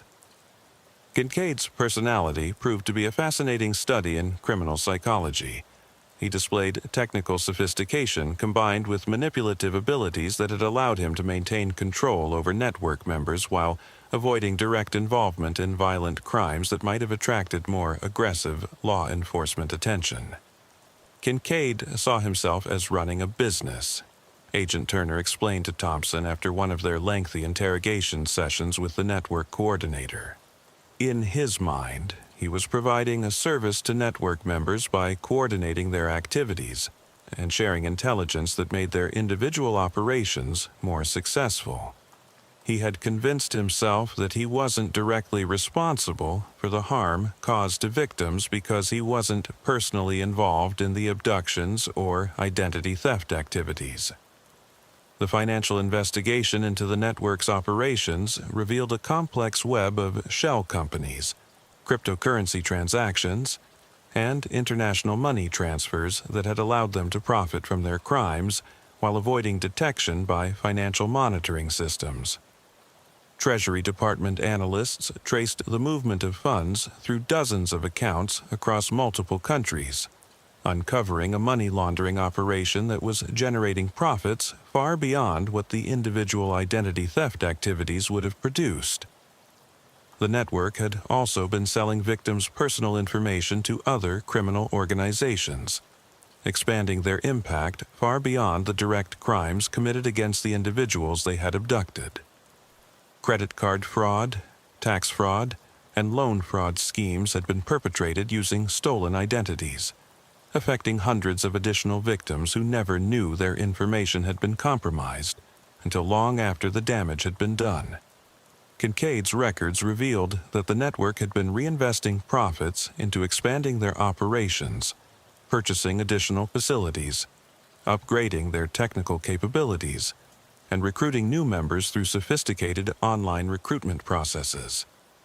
This growth model had allowed them to increase their activities year over year, while maintaining operational security that had kept them invisible to law enforcement for nearly a decade. The most chilling aspect of Kincaid's operation was the discovery of expansion plans that would have extended the network's activities to every major interstate highway corridor in the United States. His files contained detailed analysis of traffic patterns, law enforcement response times, and demographic data for potential target areas in more than 20 states. The scope of the planned expansion suggested that law enforcement had intervened just as the network was preparing to become a national-level criminal enterprise. The prosecution of the interstate highway predation network required coordination between multiple jurisdictions and presented unique challenges for the American legal system. Federal prosecutors worked with state attorneys general to ensure that the charges filed against network members would result in sentences commensurate with the scope and impact of their criminal activities. Garrett Walsh ultimately accepted a plea agreement that required him to provide complete cooperation with the ongoing investigation in exchange for avoiding the death penalty that federal prosecutors had been prepared to seek for his role in the network's activities. His detailed confession and testimony against other network members proved crucial in securing convictions across multiple jurisdictions, though his cooperation did not significantly reduce his sentence given the severity of his crimes. Walsh was sentenced to multiple life terms without the possibility of parole on federal charges, including kidnapping, identity theft, conspiracy, and operating a continuing criminal enterprise. The federal judge who imposed the sentence noted that Walsh's abuse of law enforcement symbols and public trust represented a particularly egregious aspect of his crimes that warranted the harshest possible punishment under federal law. Marlo Kincaid's trial became a precedent-setting case for prosecuting criminal organizations that used advanced technology to coordinate interstate criminal activities. His conviction on charges of racketeering, conspiracy, operating a continuing criminal enterprise, and money laundering resulted in a sentence of 55 years in federal prison. The case established new legal frameworks for prosecuting individuals who coordinate criminal activities through encrypted communications while avoiding direct participation in violent crimes. Thompson testified in multiple trials across several states, providing crucial evidence about the network's operational methods and the impact of their crimes on victims and communities. His detailed documentation of crime scenes, victim statements, and investigative procedures proved essential in securing convictions against network members who might otherwise have been able to claim that they were operating independently rather than as part of a coordinated criminal organization. The legal proceedings also highlighted significant gaps in existing laws related to interstate crime coordination and the use of technology to facilitate criminal enterprises. Several states modified their legal codes to address the techniques used by the network, creating new categories of crimes and enhanced penalties for technologically sophisticated criminal organizations that targeted interstate travelers. The civil litigation resulting from the network's activities proved to be almost as complex as the criminal prosecutions. Victims filed lawsuits against financial institutions, credit reporting agencies, and government agencies whose security failures had been exploited by the network's identity theft operations. The total damages claimed in civil actions exceeded $50 million, representing both direct financial losses and compensation for the psychological trauma suffered by victims. Dr. Jessica Taylor, a forensic psychologist who evaluated many of the network's victims for civil litigation purposes, explained the long-term impact of the crimes on survivors and their families. The psychological damage from these crimes extends far beyond the immediate trauma of abduction and captivity, Dr. Taylor testified during one of the civil proceedings. Victims lose fundamental trust in authority figures, in the safety of interstate travel, and in the security of their personal information. These effects can last for decades and impact every aspect of their lives. The Highway Shield investigation prompted comprehensive changes in how law enforcement agencies approach interstate crime coordination and highway safety. The FBI established a permanent interstate highway crimes task force, with dedicated personnel assigned to monitor and investigate criminal organizations that exploit transportation infrastructure for predatory purposes. Michigan State Police implemented extensive new training programs for troopers focused on recognizing patterns of predatory behavior along highway corridors. Thompson became a key instructor in these programs, sharing his experience from the Walsh investigation to help other officers identify similar threats before they could escalate to the level of systematic predation that had occurred along the R-75 corridor. The training curriculum Thompson developed emphasized the importance of detailed documentation and rapid communication with other agencies when unusual patterns were detected in missing persons cases or abandoned vehicle incidents. New troopers learned about the warning signs that might indicate the presence of criminal organizations targeting travelers, including seemingly routine incidents that might be components of larger criminal schemes. Technology companies were also significantly affected by the investigation's findings. The discovery that the network had exploited vulnerabilities in cellular communication systems, GPS navigation, and financial networks led to enhanced security measures and improved cooperation between private companies and law enforcement agencies. New protocols were established for monitoring suspicious communications patterns and detecting potential criminal coordination activities. The investigation also led to improvements in information sharing between law enforcement agencies at all levels. New protocols were established for rapidly disseminating information about missing persons cases that might be connected to broader criminal enterprises, reducing the time required to identify patterns that might otherwise remain invisible for months or years. Federal legislation resulting from the Highway Shield investigation included the Interstate Highway Security Enhancement Act, which established new requirements for information sharing between agencies and provided additional resources for investigating crimes that span multiple jurisdictions. The legislation also created new categories of federal crimes related to the systematic targeting of interstate travelers, and enhanced penalties for criminal organizations that exploit transportation infrastructure. The changes extended beyond law enforcement to include public education and awareness programs designed to help travelers protect themselves from similar threats. Rest areas and truck stops along major interstate corridors now display information about how to verify the authenticity of law enforcement contacts, including procedures for requesting backup officer verification during traffic stops and resources for reporting suspicious activity. Thompson's role evolved from investigating a specific series of disappearances to helping develop national strategies for combating highway predation. His experience with the Walsh Network made him a valuable consultant for training programs and policy development efforts at both state and federal levels. He regularly speaks at law enforcement conferences about the importance of pattern recognition and interagency cooperation in modern policing.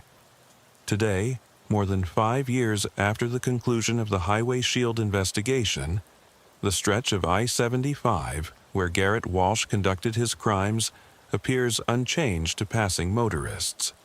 Traffic flows normally. Emergency services respond promptly to legitimate incidents, and Michigan State Troopers continue their patrols with the same professional dedication that has always characterized the force. However, for those who lived through the investigation, and for the law enforcement community more broadly, the case represents a fundamental change in understanding the threats that can emerge along America's interstate highway system. Thompson continues his career with the Michigan State Police, though his duties now focus primarily on training and developing investigative protocols for complex interstate crimes. His patrol car carries additional equipment designed to help motorists verify his identity when requested, and he encourages citizens to use verification procedures whenever they have concerns about law enforcement encounters. The cards he carries now include QR codes that link to the Michigan State Police website, allowing citizens to instantly verify his credentials through their mobile devices. The most important lesson from the Highway Shield investigation, Thompson explains to new recruits during training sessions, is that our authority as law enforcement officers comes with an absolute responsibility to protect not just individual citizens, but the trust that makes our entire system work. When criminals exploit that trust, they're not just harming their immediate victims, they're undermining the foundation of public safety itself. The 7 survivors of Walsh's crimes have moved forward with their lives, though the experience left lasting impacts that continue to influence their daily routines and perspectives. Several have become advocates for highway safety and law enforcement verification procedures, speaking at conferences and training sessions to help others recognize potential warning signs of criminal impersonation and predatory behavior. Dakota Smith, whose disappearance had initiated the investigation that ultimately dismantled the entire network, eventually returned to pharmaceutical sales, but fundamentally changed his approach to business travel. I maintain constant communication with my family and my employer during all business trips now, Smith explains during interviews about his experience. And I never pull over for any law enforcement officer, day or night, without first calling 911 to verify that it's a legitimate stop. Some people might think that sounds paranoid, but after what I experienced with Walsh and his network, I'd rather be cautious than become another victim of someone exploiting public trust. The abandoned facilities where Walsh and his network held their victims have been demolished, with the sites converted into rest areas and memorial parks dedicated to highway safety awareness. These locations now serve as permanent reminders of the investigation and provide information about how travelers can protect themselves from similar threats. The memorial at the primary facility site includes a bronze plaque listing the names of all 7 survivors and acknowledging the law enforcement officers whose dedication and persistence brought their ordeal to an end. For the broader law enforcement community, the Highway Shield investigation continues to influence training and operational procedures throughout the United States. The case has become a standard component of training curricula at the FBI Academy, state police training facilities, and criminal justice educational programs. It demonstrates that even the most sophisticated criminal enterprises can be defeated through careful investigation, interagency cooperation, and the dedication of officers who understand that their responsibility extends beyond individual cases to protecting the integrity of the entire law enforcement system. The case of the I-75 vanishing mile stands as a testament to the importance of pattern recognition, technological awareness, and the persistence of investigators who understand that sometimes the most dangerous criminals are those who comprehend exactly how public trust operates and how to exploit it for their own purposes. It serves as a permanent reminder that the thin blue line between order and chaos requires constant vigilance to maintain, and that those who wear the badge must always prove themselves worthy of the trust it represents. Thompson's career has been forever shaped by his experience with the Highway Shield investigation. Every shift begins with the same awareness that guided him through the darkest days of hunting Walsh and his network. The uniform he wears represents something larger than himself, something that millions of citizens depend on for their safety and security. That responsibility, he knows, is not something that can ever be taken lightly or for granted.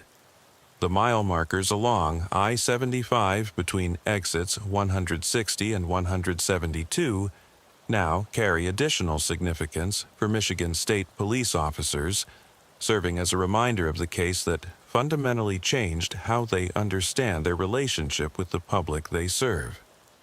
It's a stretch of highway where the price of vigilance was measured not in traffic citations or routine accident responses, but in human lives that were saved through the dedication of officers who recognize that sometimes the most mundane incidents can be the first threads that, when pulled carefully by skilled investigators, unravel criminal enterprises of stunning complexity and scope.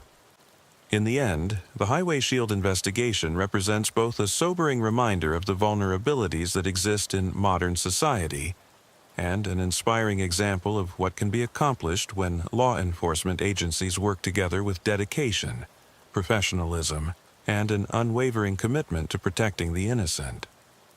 It's a case that will continue to influence highway patrol operations and interstate crime investigation for generations to come, ensuring that the lessons learned from those dark months in 2019 serve to protect countless future travelers along America's vast interstate highway system. The investigation also highlighted the crucial importance of citizen reporting and community awareness in combating sophisticated criminal enterprises. The breakthrough provided by trucker Hunter Brooks demonstrated that law enforcement agencies cannot effectively combat interstate crime without the cooperation and vigilance of the traveling public. His willingness to come forward with his observations proved to be the key that unlocked the entire investigation and ultimately saved 7 lives. As America's interstate highway system continues to evolve with new technologies and changing travel patterns, the lessons of the Highway Shield investigation remain relevant and important. The case serves as a permanent reminder that the freedom and safety of interstate travel depends not just on properly maintained roads and vehicles, but on the continued vigilance of law enforcement officers who understand that their duty extends to protecting the trust and security that makes modern transportation possible. For Michigan State Trooper Michael Thompson, the investigation that began with a single abandoned vehicle in a January blizzard became a career-defining experience that continues to influence his approach to law enforcement and his understanding of the responsibility that comes with wearing the badge. His story serves as an inspiration to law enforcement officers everywhere who understand that sometimes the most important cases begin with the most important routine calls, and that the difference between a routine incident and a breakthrough investigation often depends on the dedication and persistence of officers who refuse to accept that unusual patterns are merely coincidental. The stretch of E75 where it all began continues to see normal traffic flow, emergency responses, and the routine activities that characterize America's interstate highway system. But for those who know the history, those mile markers will always represent something more. The place where trust was betrayed, justice was served, and the thin blue line held firm against those who would exploit the very symbols designed to protect and serve the American people. Ohio State Trooper David Rodriguez had conducted thousands of traffic stops during his 11 years patrolling the I-270 outer belt around Columbus. But nothing in his extensive experience had prepared him for the chain of events that would begin on a seemingly routine Tuesday morning in October 2020. The autumn sun was just beginning to burn through the early morning mist when Rodriguez clocked a black Dodge Challenger traveling eastbound at 87 miles per hour in a 65 miles per hour zone, a violation that would normally result in a straightforward citation and a brief lecture about highway safety. At precisely 7:42 a.m., Rodriguez activated his emergency lights and initiated what he expected to be a routine traffic stop. The Challenger initially appeared to comply, reducing speed and moving toward the shoulder near mile marker 23, just east of the I-71 interchange. Rodriguez followed standard protocol, radioing his position to dispatch and running the vehicle's license plate through the law enforcement automated data system while maintaining a safe following distance behind the violator. "Dispatch, this is Unit 23, Rodriguez reported, his voice carrying the practiced calm of an experienced officer, beginning what appeared to be a routine enforcement action. "I'm conducting a traffic stop on eastbound Y-270 at mile marker 23. Vehicle is a black Dodge Challenger, Ohio plate number Henry, Charlie 7849. Running a plate check now and will advise of any complications." The response from dispatcher Lisa Patterson came back within 30 seconds, but the information she provided immediately elevated Rodriguez's alert level and transformed what had seemed like a routine speeding violation into something potentially much more serious. "Unit 23. That plate comes back registered to a 2018 Dodge Challenger reported stolen out of Cincinnati 3 days ago. Vehicle was taken during an armed carjacking on October the 15th. Consider the occupants armed and extremely dangerous."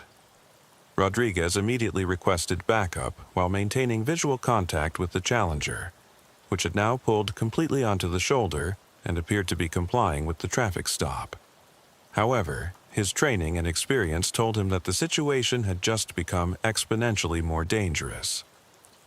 Stolen vehicles, particularly those taken during violent crimes, often involved suspects who would go to extreme lengths to avoid arrest, and the early morning timing meant that backup units might be several minutes away.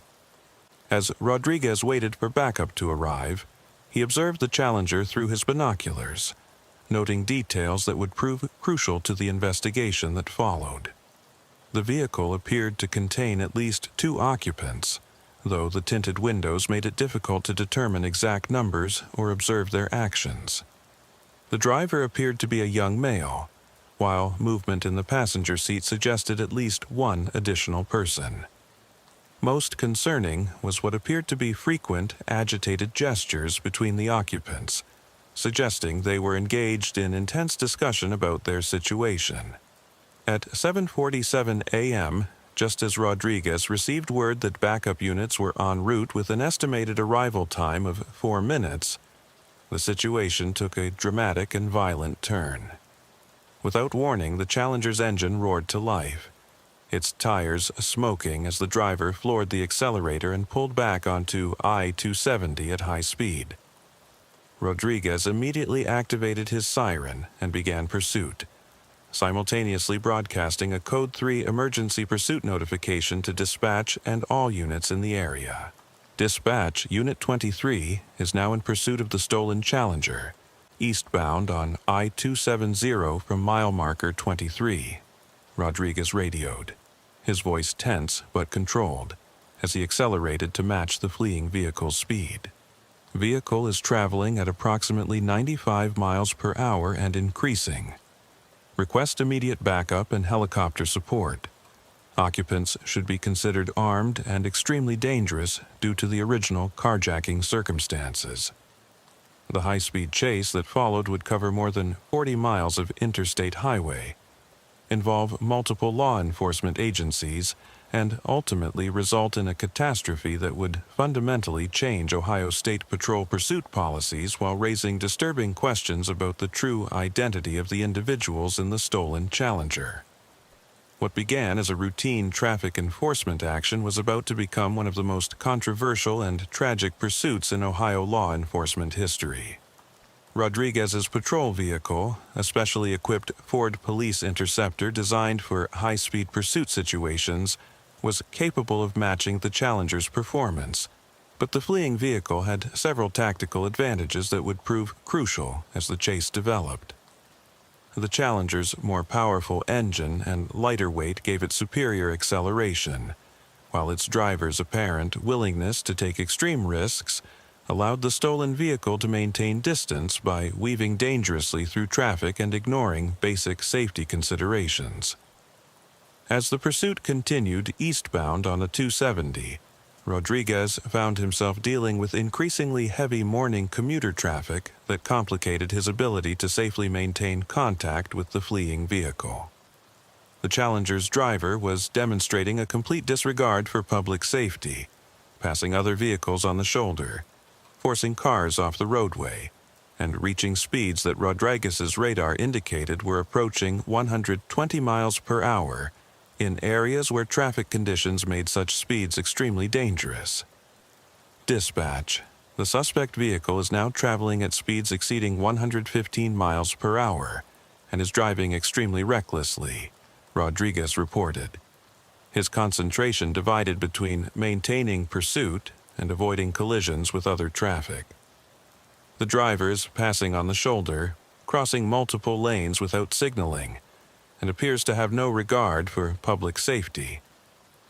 Traffic conditions are becoming increasingly dangerous, and I'm concerned about civilian casualties if this continues. The response from dispatch indicated that additional units were converging on the pursuit route from multiple directions, while the Ohio State Patrol helicopter was being scrambled from its base at Rickenbacker Airport. However, the morning rush-hour traffic patterns meant that the helicopter would require at least 10 minutes to reach the scene, and the ground units were struggling to position themselves effectively due to the high speed of the chase and the unpredictable route the fleeing vehicle was taking. At mile marker 31, near the E70 interchange, the pursuit took an unexpected turn that would prove to be the beginning of the tragic sequence of events that followed. The Challenger suddenly decelerated and took the exit ramp toward eastbound 70, a maneuver that caught Rodriguez momentarily off guard and allowed the suspects to increase their lead by several hundred yards. The transition from I-270 to I-70 also meant that the pursuit was now heading directly toward one of the busiest sections of interstate highway in central Ohio during peak morning commuter hours.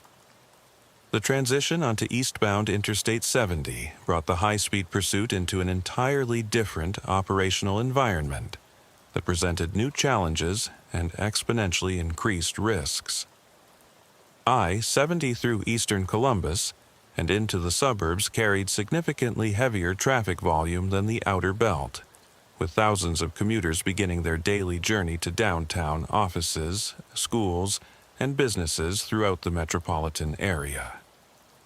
The morning rush-hour traffic created a complex and constantly changing obstacle course that both the fleeing suspects and pursuing officers would have to navigate at speeds approaching 130 miles per hour.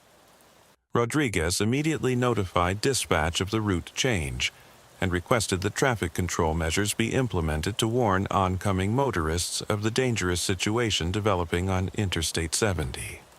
However, the speed of the pursuit and the distance it was covering made it virtually impossible for the Ohio Department of Transportation to deploy effective traffic management resources quickly enough to clear the roadway ahead of the chase. Dispatch: suspects have taken a 70 eastbound from I-270, Rodriguez reported. his voice showing increasing strain as he worked to maintain visual contact with the Challenger while avoiding collisions with morning commuters who were often unaware of the approaching danger until the last possible moment. Traffic volume is extremely heavy and presents significant danger to civilians. Request immediate coordination with ODOT for traffic control and warning systems. As the pursuit continued eastbound on Interstate 70, several additional Ohio State Patrol units managed to join the chase, including Unit 47 operated by Trooper James Mitchell, a 12-year veteran with extensive experience in high-speed pursuit operations. Mitchell positioned his vehicle as the secondary pursuit unit, allowing Rodriguez to maintain primary contact with the suspects while providing backup and additional radio communication capabilities. The involvement of additional units provided better tactical coordination, but also increased the complexity of the pursuit operation. Multiple high-speed vehicles traveling in formation while weaving through heavy traffic created exponentially greater risks for civilian motorists who might not be aware of the approaching danger until patrol cars and the fleeing vehicle were already upon them. The cacophony of sirens and emergency lights created confusion among commuters, many of whom made sudden, unpredictable lane changes that further complicated the tactical situation. At 8:03 a.m., approximately 21 minutes into the pursuit, the situation took a dramatic turn that would prove to be the pivotal moment in the tragic events that followed. Near mile marker 118, approaching the outskirts of Reynoldsburg, morning traffic had begun to slow due to construction zones and increased volume, as suburban commuters merged onto Interstate 70 from various feeder roads. The traffic congestion forced the Challenger to reduce speed to approximately 85 miles per hour, allowing the pursuing patrol units to close the distance significantly. Trooper Mitchell, now running parallel to Rodriguez in the left lane, observed what appeared to be objects being thrown from the passenger side window of the fleeing Challenger.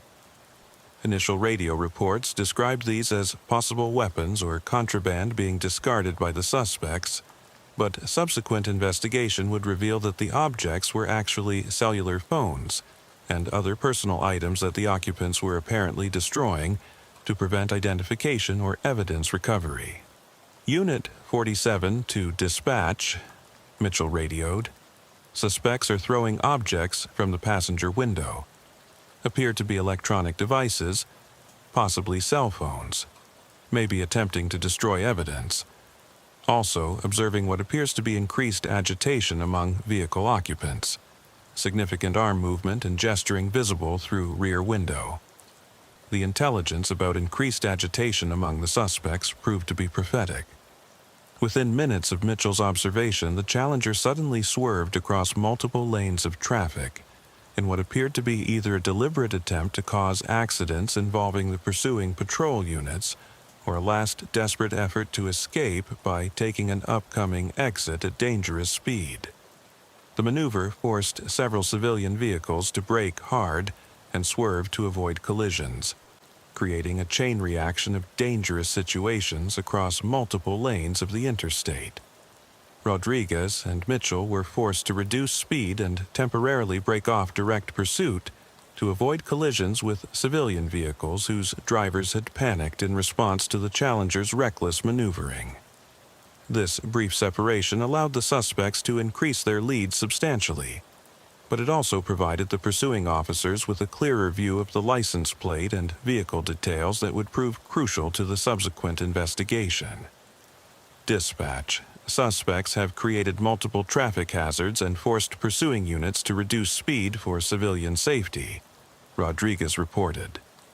We have temporarily increased following distance to prevent civilian casualties, but suspect vehicle is pulling away rapidly. Current speed approximately 110 miles per hour, eastbound on I-70, approaching mile marker 120.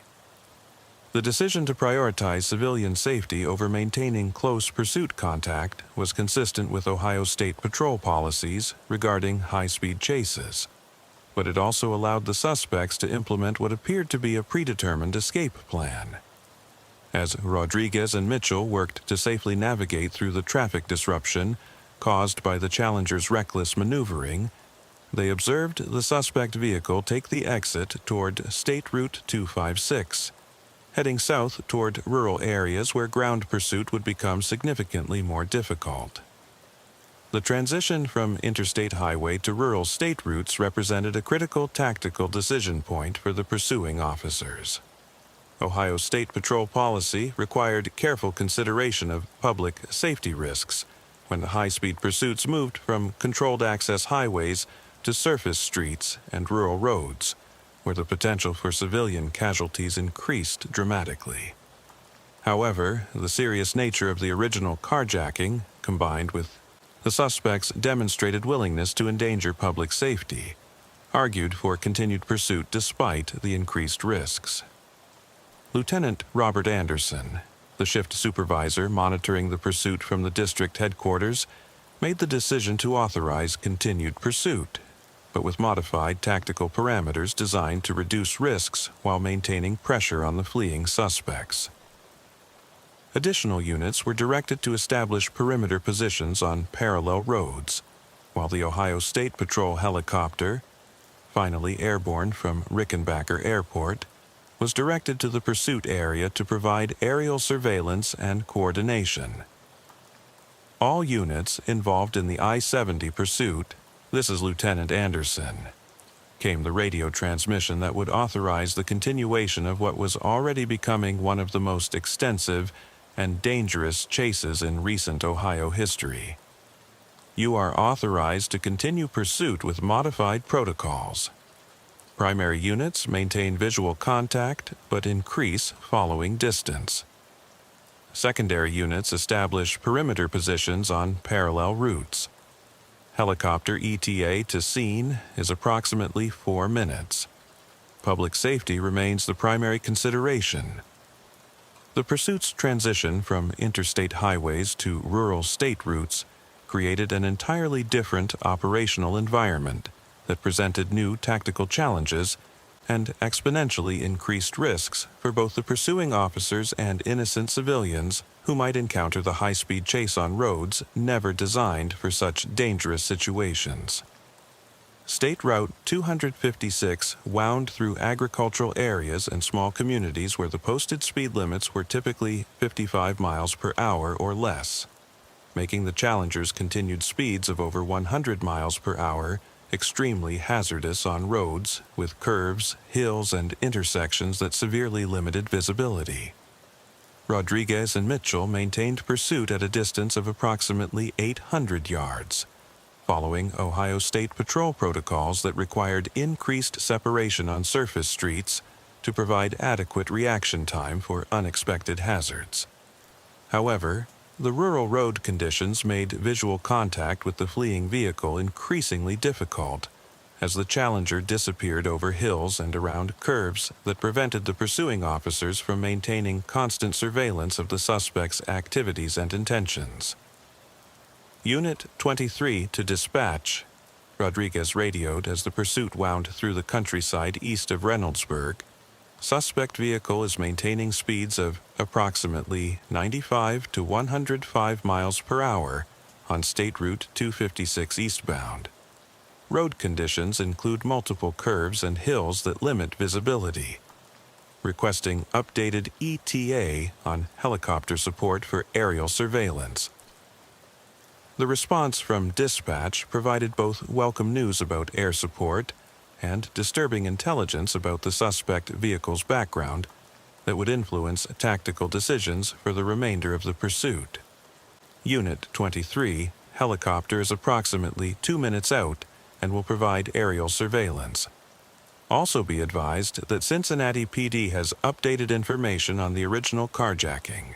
Suspects were reported to have threatened the victim with what appeared to be automatic weapons, and at least 3 suspects were believed involved in the original crime. Vehicle may contain multiple armed individuals.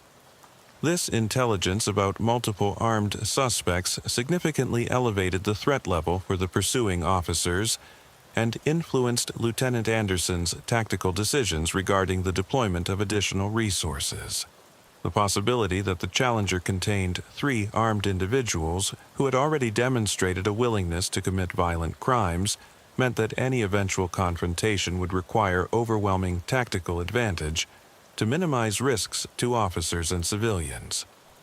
At 8:19 a.m., 37 minutes into the pursuit, the Ohio State Patrol helicopter arrived over the chase area and immediately began providing aerial surveillance and coordination support that would prove crucial to the tactical management of the increasingly complex situation. The helicopter crew, consisting of pilot Christopher Davis and tactical flight officer Matthew Wilson, quickly established radio contact with the ground units and began relaying real-time intelligence about the suspect vehicle's location, speed, and direction of travel. Air 1 to ground units, we have visual contact with the suspect vehicle eastbound on State Route 256, approaching the intersection with Township Road. 2:04 came the first aerial report, providing the pursuing ground units with crucial intelligence about the suspect's location and intended direction.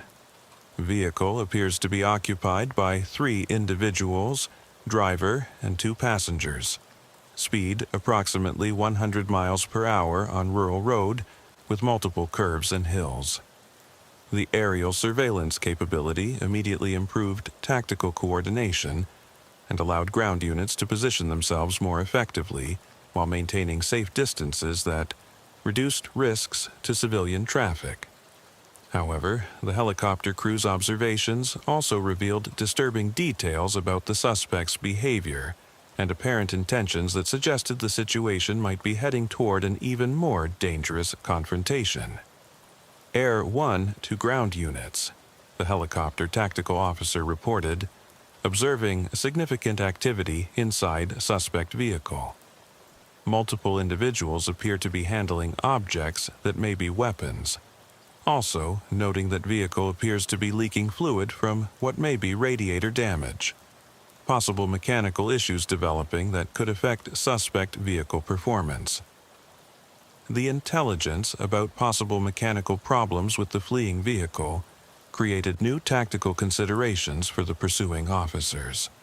A vehicle suffering mechanical failure at high speed could become unpredictable and extremely dangerous, potentially resulting in a catastrophic crash that could endanger both the suspects and any pursuing officers who might be caught in the resulting accident. However, mechanical problems might also force the suspects to abandon their vehicle and attempt to escape on foot, creating an entirely different tactical scenario. As the pursuit continued deeper into rural Fairfield County, the road conditions became increasingly hazardous for high-speed operation. State Route 256 featured numerous sharp curves, steep hills, and unmarked intersections with farm roads where visibility was severely limited, and the potential for encountering slow-moving agricultural vehicles or unsuspecting civilian traffic was high. The combination of dangerous road conditions and the suspect's apparent desperation created a volatile situation that tactical commanders knew could result in tragedy at any moment. At mile post 23 on State Route 256, approximately 12 miles from where the chase had left the 70, the mechanical problems that the helicopter crew had observed finally manifested in a dramatic fashion that would prove to be the beginning of the tragic conclusion to the pursuit.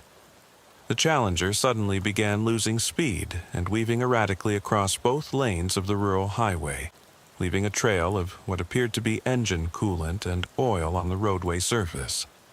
Air 1 to ground units. Suspect vehicle appears to be experiencing major mechanical failure, the helicopter tactical officer reported. Vehicle is slowing rapidly and appears to be losing power. Trail of fluid visible on roadway.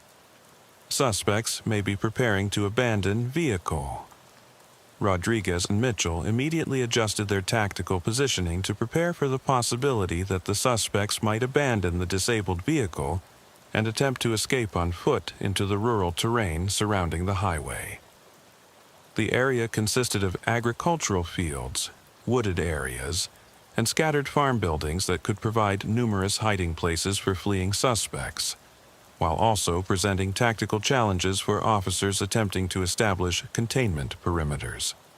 However, rather than abandoning their vehicle as the pursuing officers expected, the suspects made a decision that would prove to be catastrophic for everyone involved in the pursuit. Instead of pulling over as their vehicle lost power, the driver of the Challenger suddenly veered left across the center line and directly into the path of an oncoming vehicle that neither the pursuing officers nor the helicopter crew had been able to warn in time due to the speed of events and the limitations of radio communication. The head-on collision between the disabled Challenger and the oncoming civilian vehicle occurred at 8:31 a.m.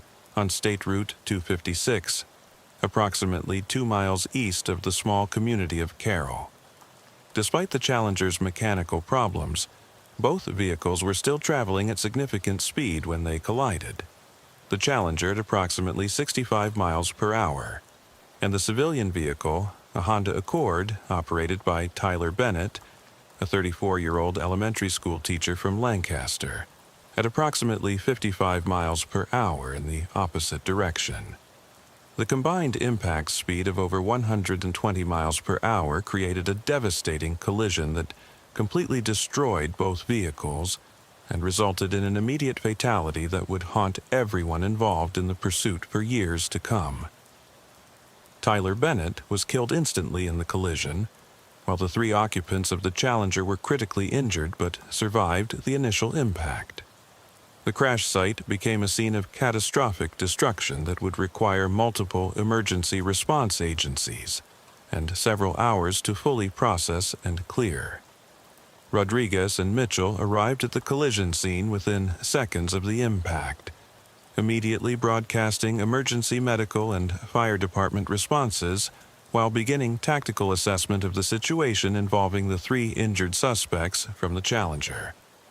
Despite their critical injuries, intelligence about the suspects' involvement in armed carjacking meant that the pursuing officers had to treat them as potentially dangerous until their conditions and weapons status could be properly assessed. Dispatch, Unit 23, at the scene of major collision involving suspect vehicle and civilian car on State Route 256, Rodriguez radioed, his voice reflecting the shock and horror of witnessing the catastrophic accident. We have 1 confirmed fatality in the civilian vehicle and 3 critically injured suspects from the Challenger. Requesting immediate medical helicopter response, fire department extrication equipment, and coroner notification. Also, requesting additional tactical units to secure the scene and process potential evidence. The collision investigation that followed would become one of the most complex and controversial cases in Ohio State Patrol history, involving multiple agencies and raising fundamental questions about pursuit policies, tactical decision-making, and the balance between public safety and law enforcement responsibilities. The Ohio State Patrol's Critical Incident Investigation Team, the Ohio Bureau of Criminal Investigation, and the Fairfield County Sheriff's Office all became involved in processing the scene and investigating the circumstances that led to the tragic outcome. Emergency medical response to the collision scene was coordinated by the Fairfield County Emergency Medical Services, with medical helicopter support provided by MedFlight of Ohio. The 3 suspects from the Challenger were transported to Ohio State University Wexner Medical Center in Columbus, where trauma surgeons worked to stabilize their conditions while law enforcement officers maintained security to prevent any potential escape attempts. The identity of the suspects, when finally established through fingerprint analysis and database searches, revealed disturbing information that cast the entire pursuit in a new light and raised questions about whether different tactical decisions might have prevented the tragic outcome. The driver of the Challenger was identified as Brandon Cooper, a 19-year-old with an extensive juvenile criminal record, but no previous convictions for violent crimes. The 2 passengers were Austin Hayes, age 22, and Logan Pierce, age 20, both of whom had minor criminal histories but no previous involvement in serious violent offenses. Most significantly, none of the three suspects was found to be carrying weapons at the time of the collision, despite the original carjacking report from Cincinnati that had indicated the presence of automatic weapons during the initial crime. Subsequent investigation by Cincinnati police revealed that the original carjacking victim had been mistaken about the weapons. What he had perceived as firearms were actually realistic toy guns that the suspects had used to intimidate him during the vehicle theft. This revelation about the absence of actual weapons raised difficult questions about the tactical decisions made during the pursuit and whether the level of risk accepted by pursuing officers was appropriate given the actual threat level represented by the suspects.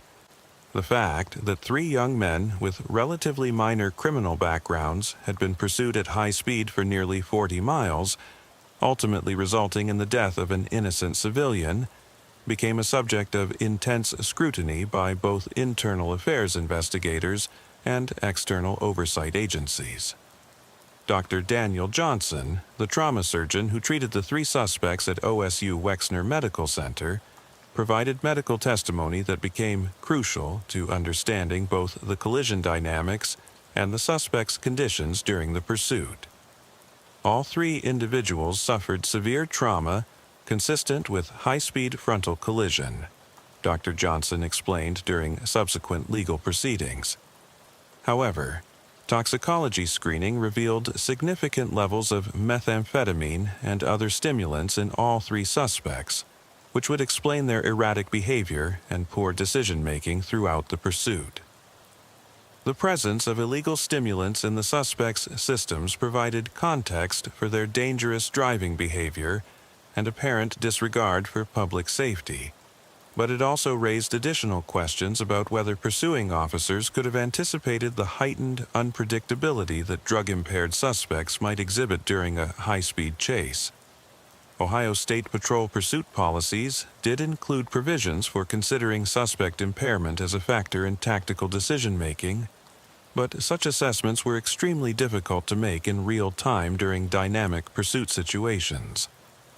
The collision reconstruction performed by the Ohio State Patrol's Technical Crash Investigation Unit provided detailed analysis of the accident dynamics and the factors that contributed to its severity.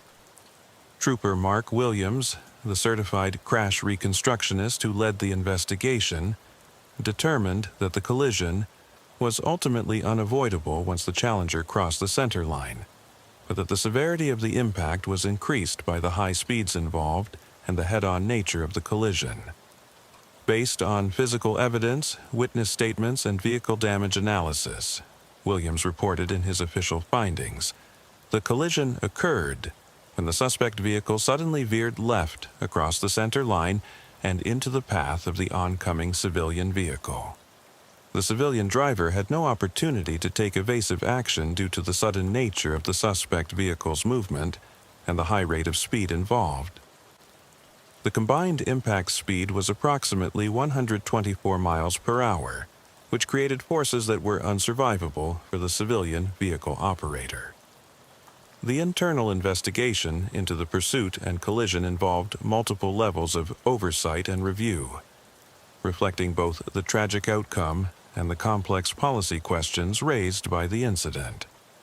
The Ohio State Patrol's Internal Affairs Division initiated a comprehensive review of all tactical decisions made during the pursuit, while the Ohio Attorney General's office assigned special prosecutors to evaluate whether any criminal charges should be filed against law enforcement personnel involved in the chase. Lieutenant Kevin Brown, the internal affairs investigator assigned to the case, conducted extensive interviews with all personnel involved in the pursuit, reviewed radio communications and vehicle camera footage, and analyzed the tactical decisions made at each phase of the operation.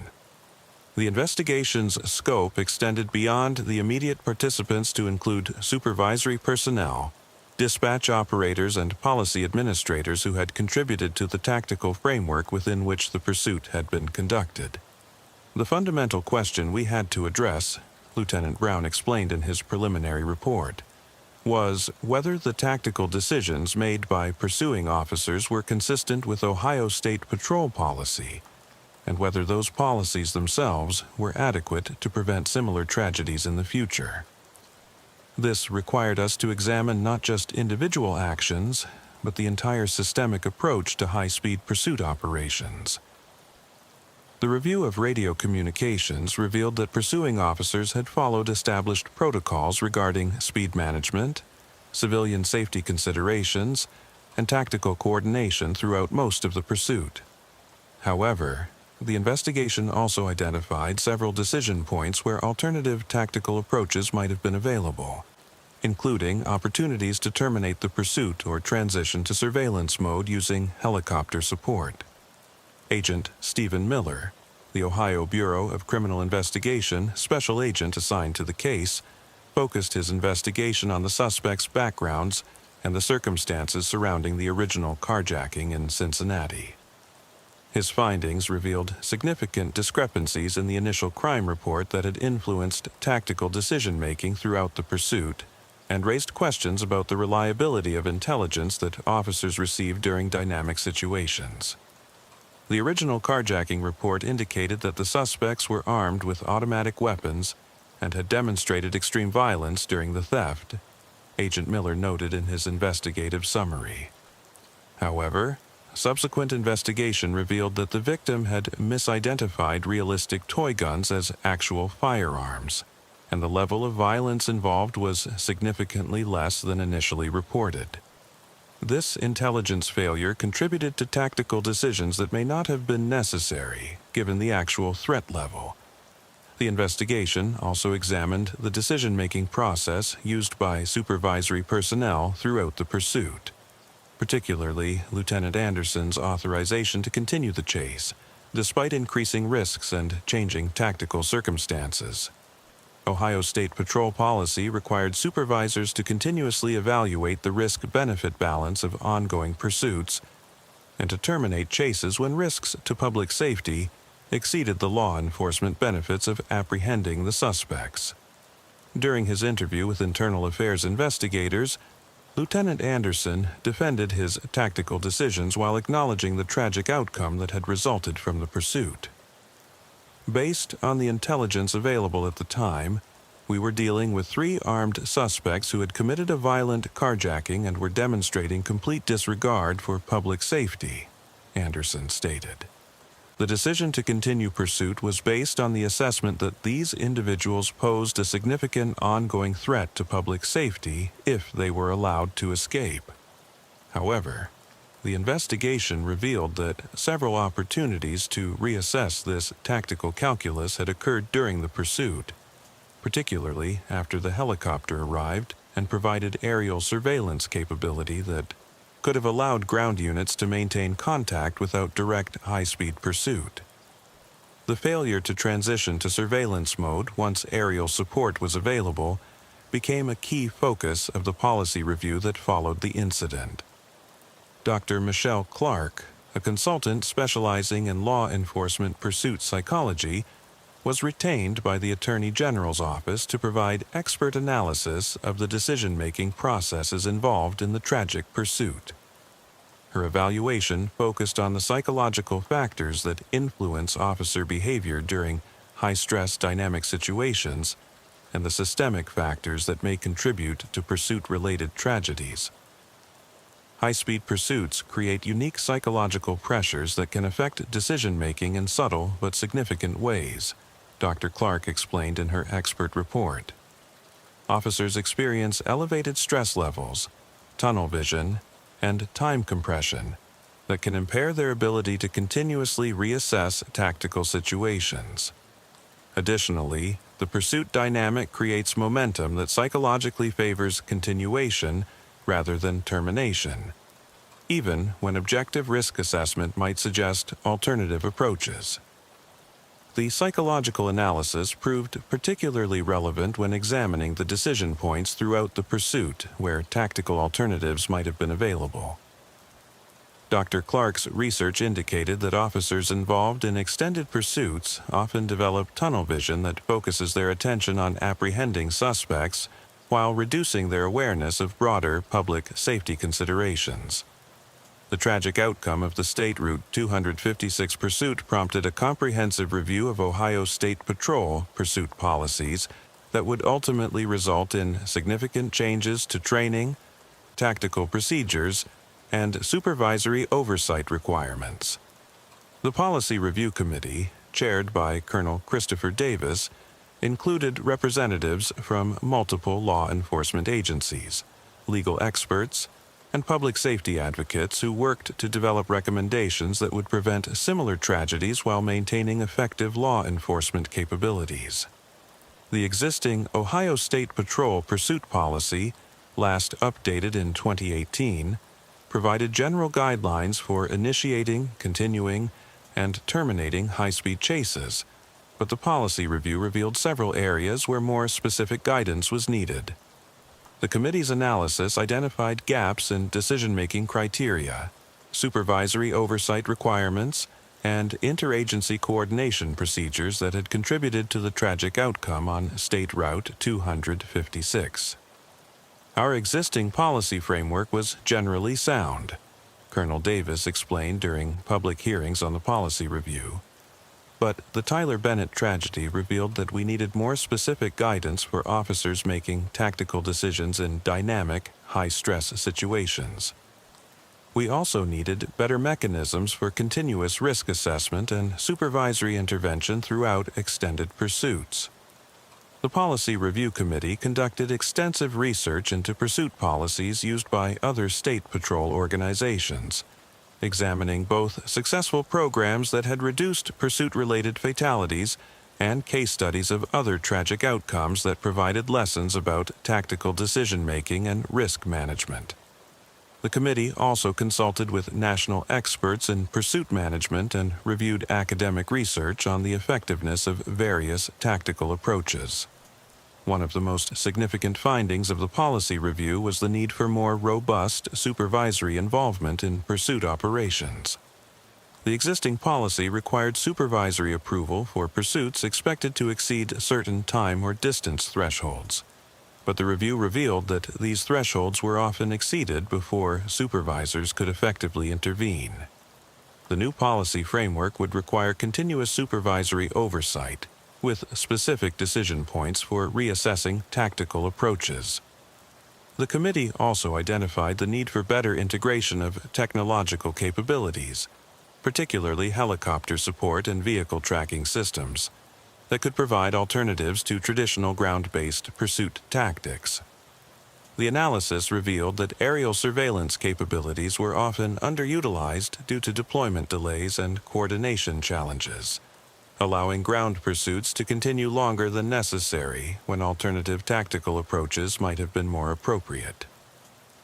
Captain Amanda Foster, who served on the Policy Review Committee as a representative of field supervisors, emphasized the importance of providing officers with clear decision-making frameworks that could be applied rapidly during dynamic pursuit situations. Officers involved in high-speed pursuits have seconds to make decisions that can have life-or-death consequences, Captain Foster explained.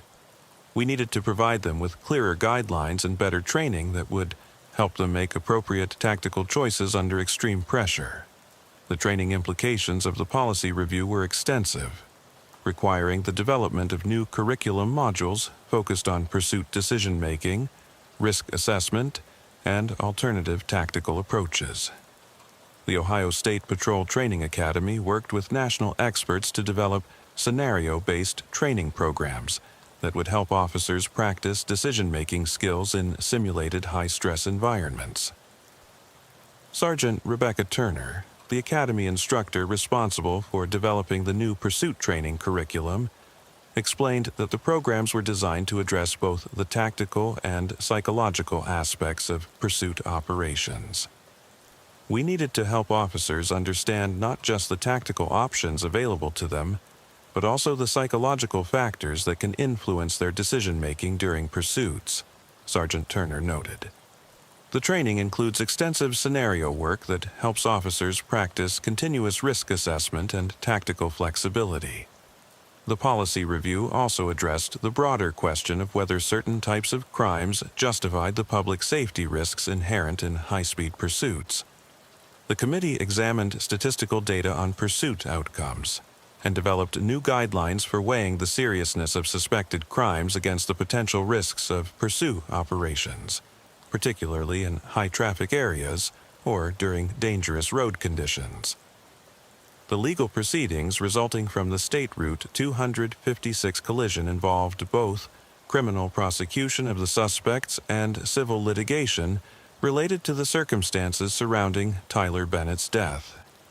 The complexity of the legal issues required coordination between multiple prosecutors' offices, defense attorneys, and civil rights organizations that were monitoring the case for its potential impact on law enforcement pursuit policies. Brandon Cooper, the 19-year-old driver of the Challenger, was ultimately charged with vehicular homicide, fleeing and eluding police, and multiple traffic violations related to the pursuit and collision.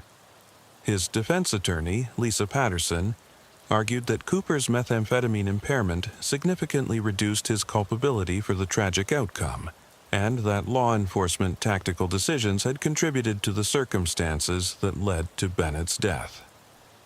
While we don't dispute that Mr. Cooper was operating the vehicle at the time of the collision, Patterson argued during pretrial hearings, the evidence clearly shows that he was severely impaired by illegal stimulants, and that his judgment and decision-making capacity were significantly compromised. Additionally, the decision by law enforcement to continue a high-speed pursuit through rural areas with oncoming traffic created unnecessarily dangerous conditions that contributed to this tragic outcome. The prosecution, led by Fairfield County Prosecutor Daniel Johnson, maintained that Cooper's drug impairment was a voluntary condition that increased rather than diminished his responsibility for the collision. Johnson's case emphasized Cooper's role in the original carjacking, his decision to flee from law enforcement, and his reckless driving behavior throughout the pursuit that demonstrated a complete disregard for public safety. The defendant made a series of conscious decisions that led directly to Tyler Bennett's death, Prosecutor Johnson argued. He chose to participate in an armed carjacking. He chose to flee from police when confronted with his crimes. And he chose to drive recklessly at extremely high speeds through areas where innocent civilians were at risk. His voluntary drug impairment does not excuse these decisions or reduce his responsibility for their tragic consequences. The two passengers in the Challenger, Austin Hayes and Logan Pierce, were charged with complicity in the original carjacking and various weapons violations, though their injuries from the collision significantly complicated their prosecution. Both men suffered traumatic brain injuries that affected their ability to participate in their own legal defense, requiring extensive medical evaluation and competency hearings to determine their fitness for trial. Dr. Mark Williams, the neurologist who evaluated Hayes and Pierce following their injuries, testified that both men had suffered permanent cognitive impairment as a result of the collision. Both patients exhibit significant deficits in memory, executive function, and impulse control that are consistent with severe traumatic brain injury, Dr. Williams explained during competency hearings. These impairments affect their ability to understand legal proceedings and assist in their own defense. The civil litigation resulting from Bennett's death proved to be equally complex, involving questions about governmental immunity, pursuit policy adequacy, and the allocation of responsibility between law enforcement, agencies, and the criminal suspects. Bennett's family, represented by civil rights attorney Kevin Brown, filed wrongful death lawsuits against the Ohio State Patrol, Fairfield County, and the individual officers involved in the pursuit. Tyler Bennett was an innocent victim who died because law enforcement agencies failed to properly balance public safety considerations against their desire to apprehend suspects in stolen vehicle cases, Attorney Brown argued in court filings. The decision to continue a high-speed pursuit through rural areas with oncoming traffic, particularly after helicopter support became available that could have provided alternative tactical options, represented a failure to follow established policies designed to protect public safety. The defense of the civil litigation was coordinated by the Ohio Attorney General's office, which argued that the pursuing officers had followed established policies and that the ultimate responsibility for Bennett's death lay with the criminal suspects who had initiated the dangerous situation. The state's legal team emphasized the challenges faced by officers making tactical decisions in dynamic, high-stress environments where complete information is often unavailable. Our officers were confronted with a situation involving suspects believed to be armed and dangerous who were demonstrating complete disregard for public safety, argued Assistant Attorney General Stephen Miller. The tactical decisions made throughout the pursuit were reasonable, based on the information available at the time, and the tragic outcome resulted from the criminal actions of the suspects rather than any failure in law enforcement procedures. The civil litigation discovery process revealed extensive documentation about pursuit policies, training procedures, and decision-making protocols that became the subject of intense scrutiny by both legal teams and expert witnesses. The depositions of pursuing officers provided detailed insights into their thought processes during the chase, while expert testimony addressed questions about alternative tactical approaches and industry standards for pursuit management. Dr. Jessica Taylor, a nationally recognized expert in law enforcement pursuit operations retained by Bennett's family, testified that the continued ground pursuit after helicopter arrival violated best practices for tactical risk management. Once aerial surveillance became available, established tactical doctrine calls for transitioning to surveillance mode to reduce risks while maintaining contact with suspects, Dr. Taylor explained during her deposition. The decision to continue direct ground pursuit under these circumstances fell below the standard of care expected in modern law enforcement operations. However, the state's expert witness, retired FBI Supervisory Special Agent Nicole Adams, provided contrary testimony that emphasized the limitations of helicopter surveillance in rural areas and the ongoing threat posed by armed suspects who remained at large. Aerial surveillance provides valuable intelligence, but it cannot replace ground units for tactical containment and apprehension operations, Adams testified. Given the intelligence about armed suspects and their demonstrated willingness to endanger public safety, maintaining ground pursuit contact was a reasonable tactical decision. The legal proceedings were complicated by revelations about the original carjacking intelligence that had influenced pursuit decisions. The discovery that the suspects had not actually been armed with firearms raised questions about the adequacy of information verification procedures and the reliability of initial crime reports in tactical decision-making processes. The human cost of the State Route 256 tragedy extended far beyond Tyler Bennett's death to encompass the profound impact on his family, the law enforcement officers involved in the pursuit, and the broader community that struggled to understand how a routine traffic stop had resulted in such devastating consequences. The process of healing and rebuilding would require years and would ultimately influence how Ohio approached pursuit operations and community relations. Tyler Bennett had been a beloved elementary school teacher at Lancaster Primary School for 8 years, known for his dedication to his students and his involvement in community volunteer activities. At the time of his death, he was driving to school for an early morning faculty meeting, following the same route he had traveled safely hundreds of times throughout his teaching career. His death represented the loss of a dedicated educator whose impact on his community extended far beyond his classroom responsibilities. Ashley Garcia, Bennett's fiancée of 3 years, became the primary spokesperson for his family during the legal proceedings and policy review process. Her testimony about Bennett's character and community involvement helped personalize the tragedy and emphasized the human cost of pursuit operations that prioritize suspect apprehension over public safety considerations.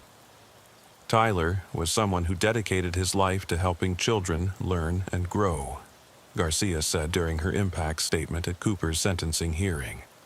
He was driving to work that morning to help prepare for a school assembly about safety. The irony is almost too painful to bear. His death wasn't just a loss for our family, but for all the students whose lives he would have touched and all the good he would have done in the years ahead. The psychological impact on the law enforcement officers directly involved in the pursuit proved to be significant and long-lasting. Trooper Rodriguez, who had initiated the traffic stop that led to the tragic chain of events, experienced severe guilt and stress reactions that required extensive counseling, and ultimately led to his request for transfer to administrative duties within the Ohio State Patrol. Dr. Ashley Garcia, the psychologist who provided counseling services to officers involved in the incident, explained that pursuit-related tragedies create unique psychological challenges for law enforcement personnel. Officers involved in these situations experience a complex mix of emotions, including guilt, anger, frustration, and helplessness, Dr. Garcia noted. They joined law enforcement to protect people, and when their actions, even well-intentioned actions following established procedures, result in civilian casualties, it can fundamentally challenge their sense of professional identity and purpose. Trooper Mitchell, who had served as the secondary pursuit unit, also experienced significant psychological distress following the collision. His witness statement revealed the lasting impact of seeing the collision occur despite his efforts to maintain safe, tactical positioning throughout the chase. "I keep replaying those final seconds in my mind," Mitchell stated during his counseling sessions. "We were trained to balance public safety with apprehension responsibilities, and we thought we were making appropriate tactical decisions throughout the pursuit. But when I saw that collision happen and realized an innocent person had died, it made me question everything I thought I knew about pursuit operations and whether we could have done something different to prevent this tragedy." The impact on the broader law enforcement community extended throughout Ohio and influenced national discussions about pursuit policies and training requirements. The incident became a case study used in training programs across the country, serving as a sobering reminder of the potential consequences when high-speed pursuits intersect with civilian traffic. Captain Michelle Clark, who coordinated the critical incident stress debriefing for all personnel involved in the pursuit, noted that the tragedy affected officers throughout the Ohio State Patrol who had not been directly involved in the incident. "When something like this happens, it impacts everyone in the organization," Captain Clark explained. Officers start second-guessing their own tactical decisions and questioning whether their training and policies are adequate to prevent similar tragedies. It's a natural response, but it can also affect their ability to perform their duties effectively if not properly addressed. The media coverage of the State Route 256 collision generated intense public debate about law enforcement pursuit policies and the balance between apprehending criminal suspects and protecting public safety. The story received extensive coverage from local television stations, newspapers, and radio programs throughout Central Ohio, while also attracting attention from national media outlets that covered law enforcement issues and policy debates. The initial media reports focused primarily on the tragic loss of life and the circumstances surrounding the collision, but coverage quickly evolved to examine broader questions about pursuit policies and accountability. The revelation that the suspects had not actually been armed with real weapons became a particularly significant aspect of the media narrative, raising questions about the tactical decisions that had led to the prolonged pursuit.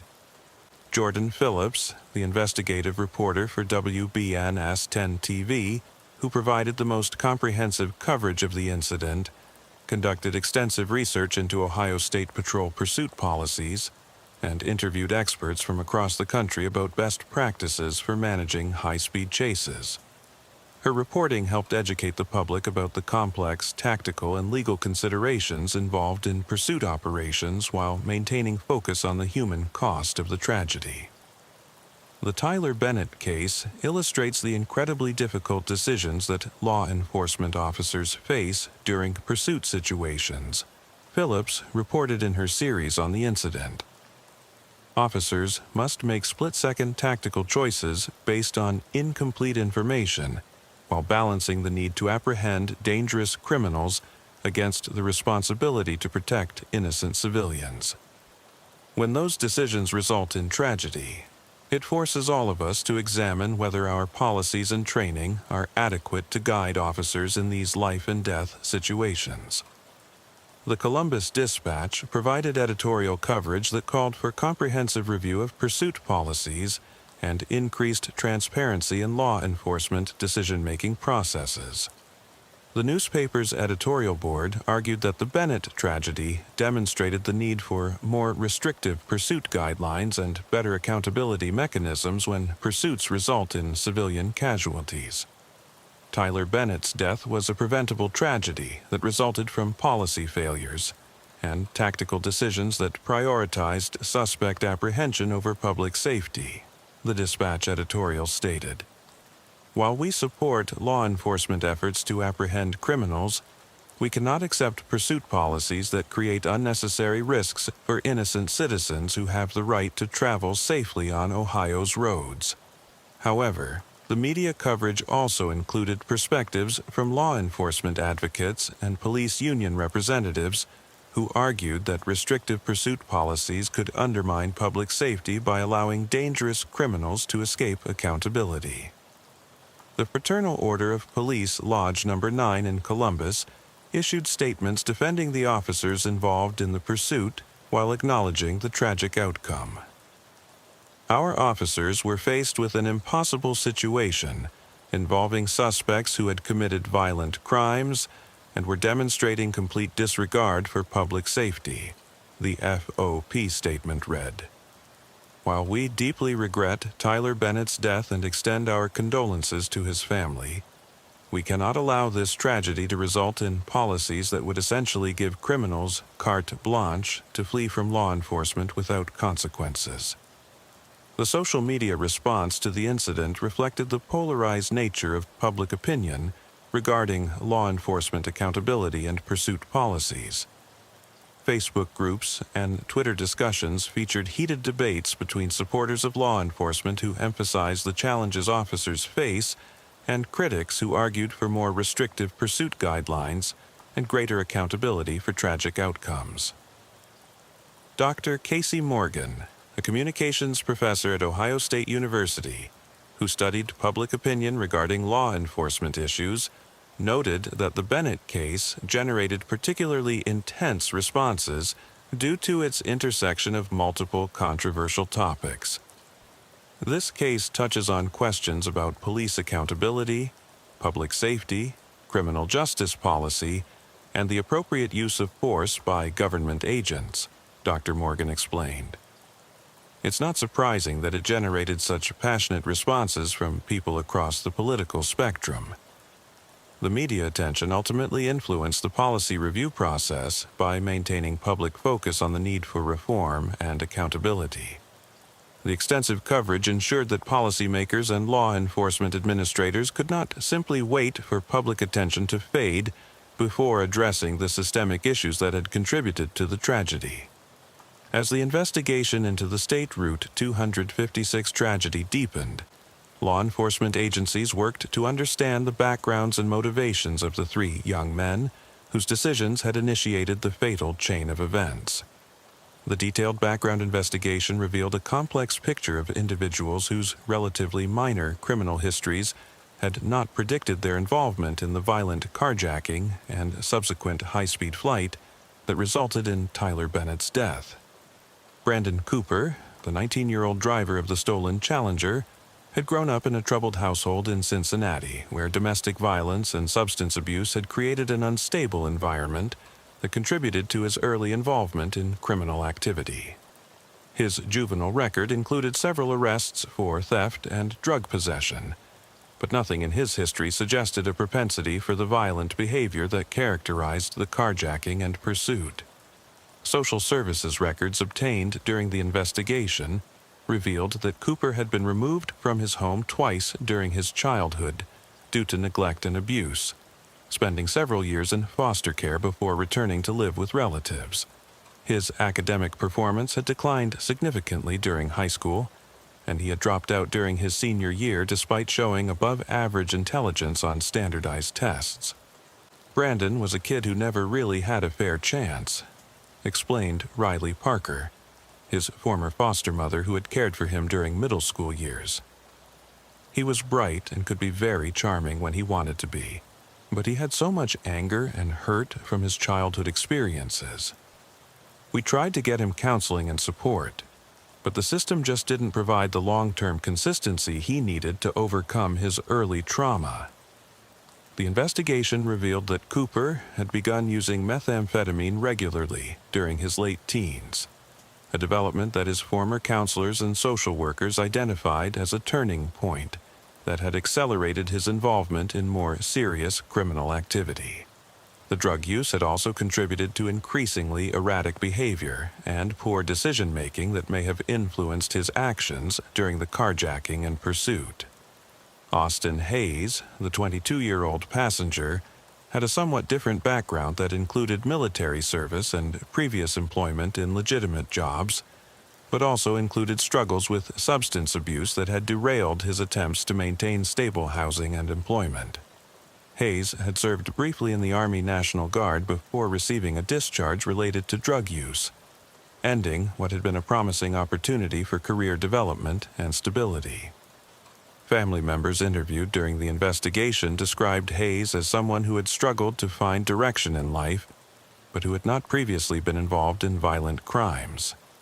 His criminal history included several arrests for drug possession and minor theft charges, but nothing that suggested he would participate in the type of violent carjacking that had initiated the tragic pursuit. Austin was always trying to get his life together, but he couldn't seem to stay away from drugs and the people who used them, explained his sister Dakota Smith, a nurse who had repeatedly attempted to help him with his addiction issues. He wasn't a violent person by nature, but when he was using drugs, especially methamphetamine, he would make terrible decisions and get involved with dangerous people. I think he got caught up in something that was way beyond what he had ever done before. Logan Pierce, the 20-year-old second passenger, had perhaps the most minor criminal background of the three suspects, with only a few arrests for marijuana possession and underage drinking. His involvement in the carjacking appeared to have been largely circumstantial, as evidence suggested he had been recruited by Cooper and Hayes only hours before the crime occurred.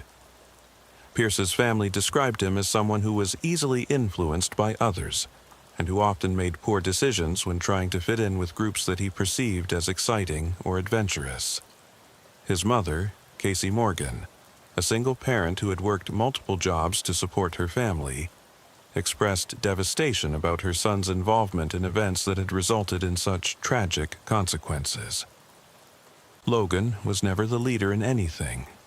He was always the follower who went along with whatever his friends wanted to do, Morgan explained during her interview with investigators.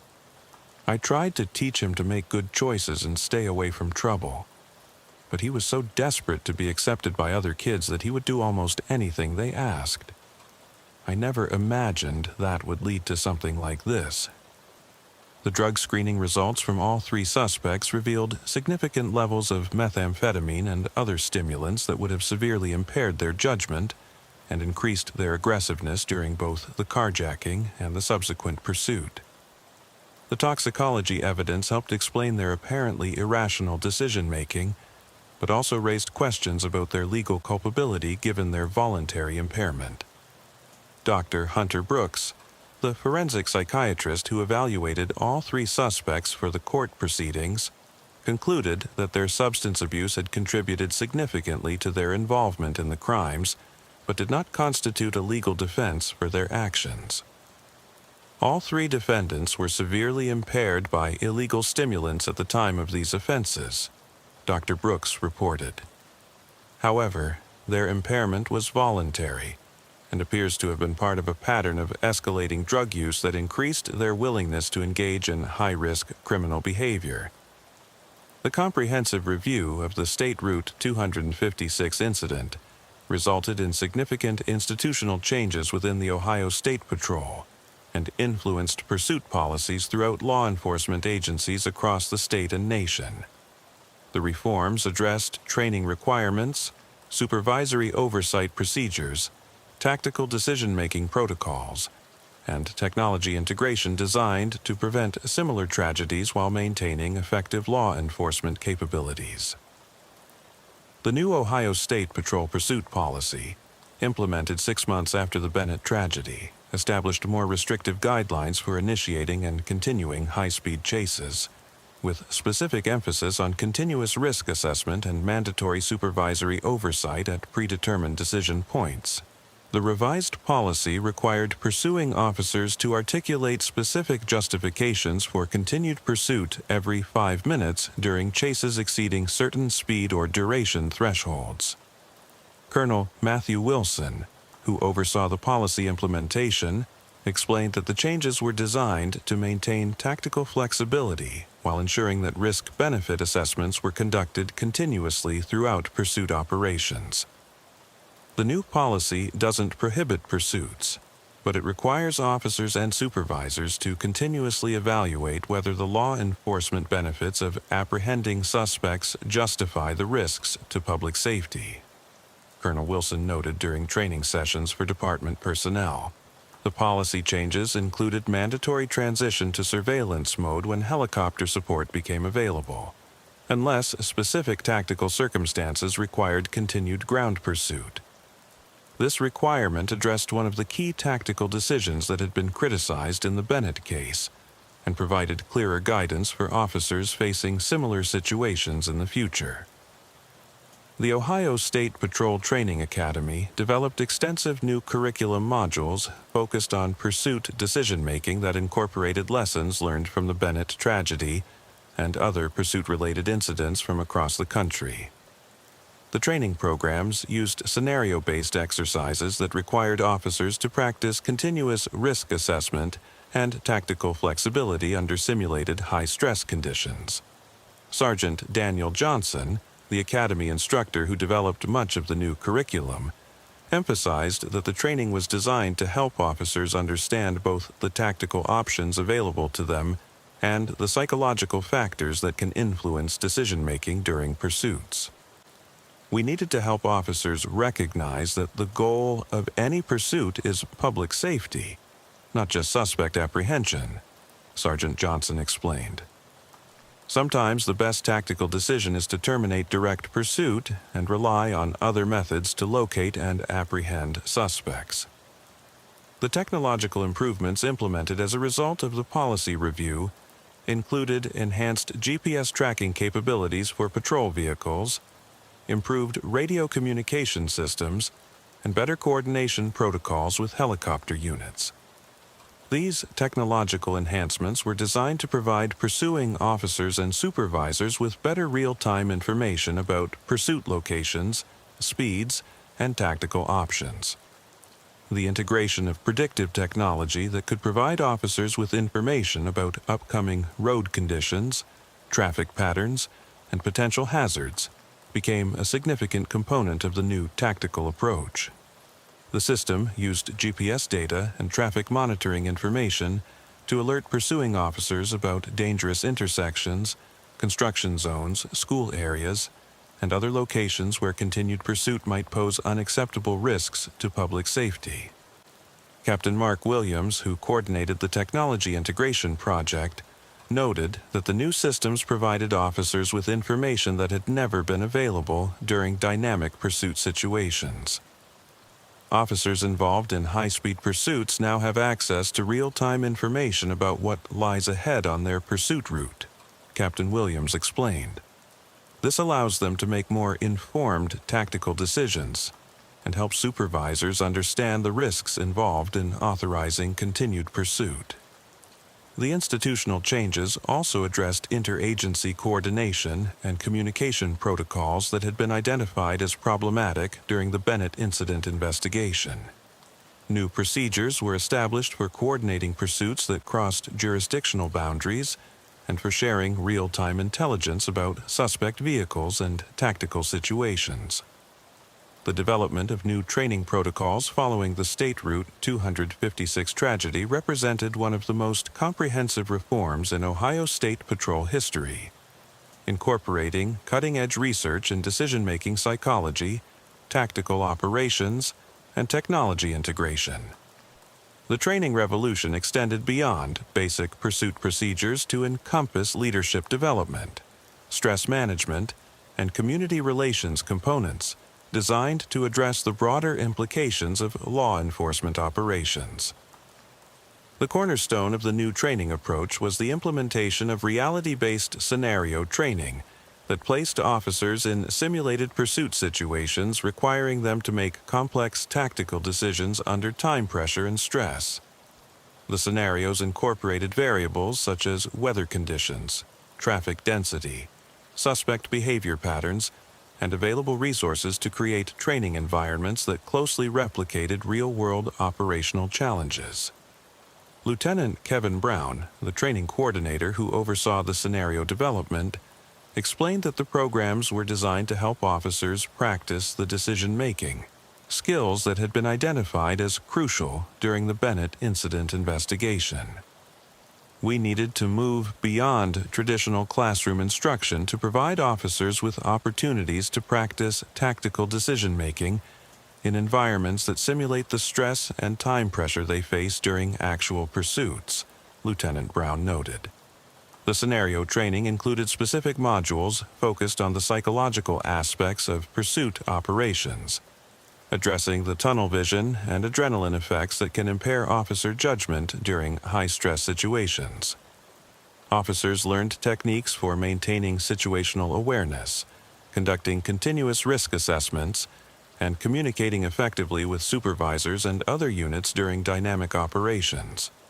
Dr. Stephen Miller, the police psychology consultant who helped develop the training curriculum, emphasized that the programs were designed to address both conscious and unconscious factors that influence officer behavior during pursuits.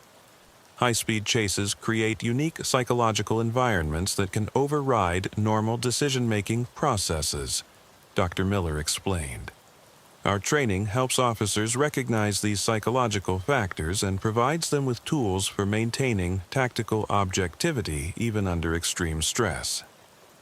The training programs also incorporated extensive instruction in alternative tactical approaches that could be used instead of traditional direct pursuit methods. Officers learned about surveillance techniques, perimeter establishment, predictive positioning, and technology-assisted tracking that could provide effective suspect apprehension while reducing risks to public safety. The integration of helicopter operations into the training curriculum addressed one of the specific tactical issues identified during the Bennett incident investigation. Officers learned about the capabilities and limitations of aerial support, communication protocols for coordinating with flight crews, and decision-making frameworks for transitioning between ground pursuit and aerial surveillance modes. Pilot Christopher Davis and Tactical Flight Officer Nicole Adams, who represented the Ohio State Patrol Aviation Unit in the training development, emphasized that effective use of helicopter support required understanding of both technological capabilities and tactical coordination procedures. Aerial surveillance can provide tremendous tactical advantages, but only if ground units understand how to integrate helicopter operations into their tactical planning, Pilot Davis explained during instructor training sessions. The supervisory training components addressed the leadership and decision-making responsibilities that had been identified as crucial during the Bennett incident investigation. Supervisors learned about risk assessment methodologies, tactical decision-making frameworks, and communication techniques for managing complex multi-unit operations under stress. The training programs also addressed the community relations implications of pursuit operations, helping officers understand how their tactical decisions affect public trust and community safety. This component included instruction in public communication, media relations, and community engagement techniques designed to maintain transparency and accountability in law enforcement operations. The legal proceedings resulting from the State Route 256 tragedy established several important precedents in Ohio law regarding governmental immunity, pursuit policies, and officer liability that would influence similar cases throughout the state and region. The complex appellate process involved multiple levels of review and attracted attention from legal scholars and civil rights organizations monitoring law enforcement accountability issues. The trial court's initial ruling in the civil litigation brought by Tyler Bennett's family established that Ohio State Patrol officers could be held liable for tactical decisions that violated established policies or fell below professional standards, even when those decisions were made during high-stress emergency situations. The ruling represented a significant departure from previous interpretations of governmental immunity that had generally protected officers from civil liability for tactical decisions made during the course of their duties. Judge Amanda Foster, who presided over the initial civil proceedings, explained her reasoning in a detailed written opinion that became widely cited in legal scholarship and training programs. While law enforcement officers must be afforded reasonable latitude in making tactical decisions under dangerous and dynamic circumstances, this latitude does not extend to decisions that clearly violate established policies designed to protect public safety, Judge Foster wrote. When officers' actions fall below professional standards in ways that directly contribute to civilian casualties, the immunity traditionally afforded to governmental actors must be balanced against the public's right to accountability and compensation. The Ohio Court of Appeals upheld the basic framework of Judge Foster's ruling, but modified several aspects of the liability standard in ways that provided additional protections for officers while maintaining accountability for policy violations. The appellate court's decision emphasized the importance of evaluating officer actions based on the information available at the time decisions were made, rather than with the benefit of hindsight about outcomes.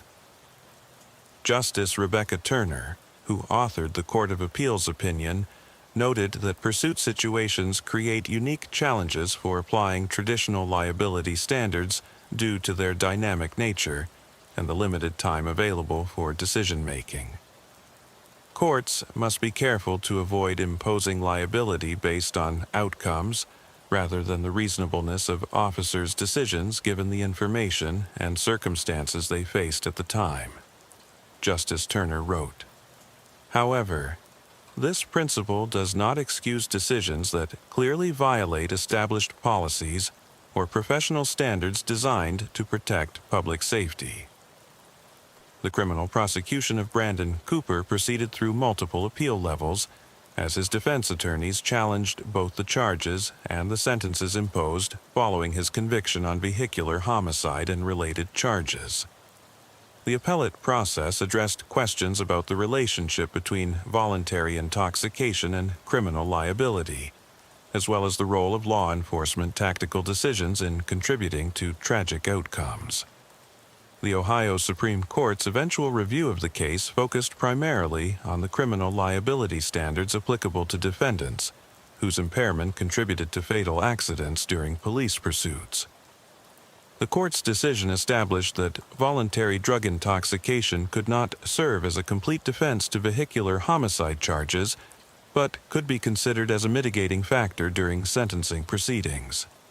Chief Justice Lisa Patterson authored the majority opinion that balanced the need to hold criminal defendants accountable for their actions while recognizing the complex circumstances that can contribute to pursuit-related tragedies. While voluntary intoxication cannot excuse criminal behavior that results in loss of life, courts must consider all relevant circumstances when determining appropriate sentences, Chief Justice Patterson wrote. This includes consideration of the defendant's impairment, background circumstances, and the role that other factors may have played in creating the dangerous situation that led to tragedy. The legal precedents established through the Bennett case influenced similar litigation throughout Ohio and neighboring states, creating new frameworks for evaluating law enforcement liability and criminal defendant responsibility in pursuit-related incidents. Law schools began incorporating the case into their curricula as an example of the complex legal issues that arise when governmental authority intersects with criminal behavior in ways that result in civilian casualties.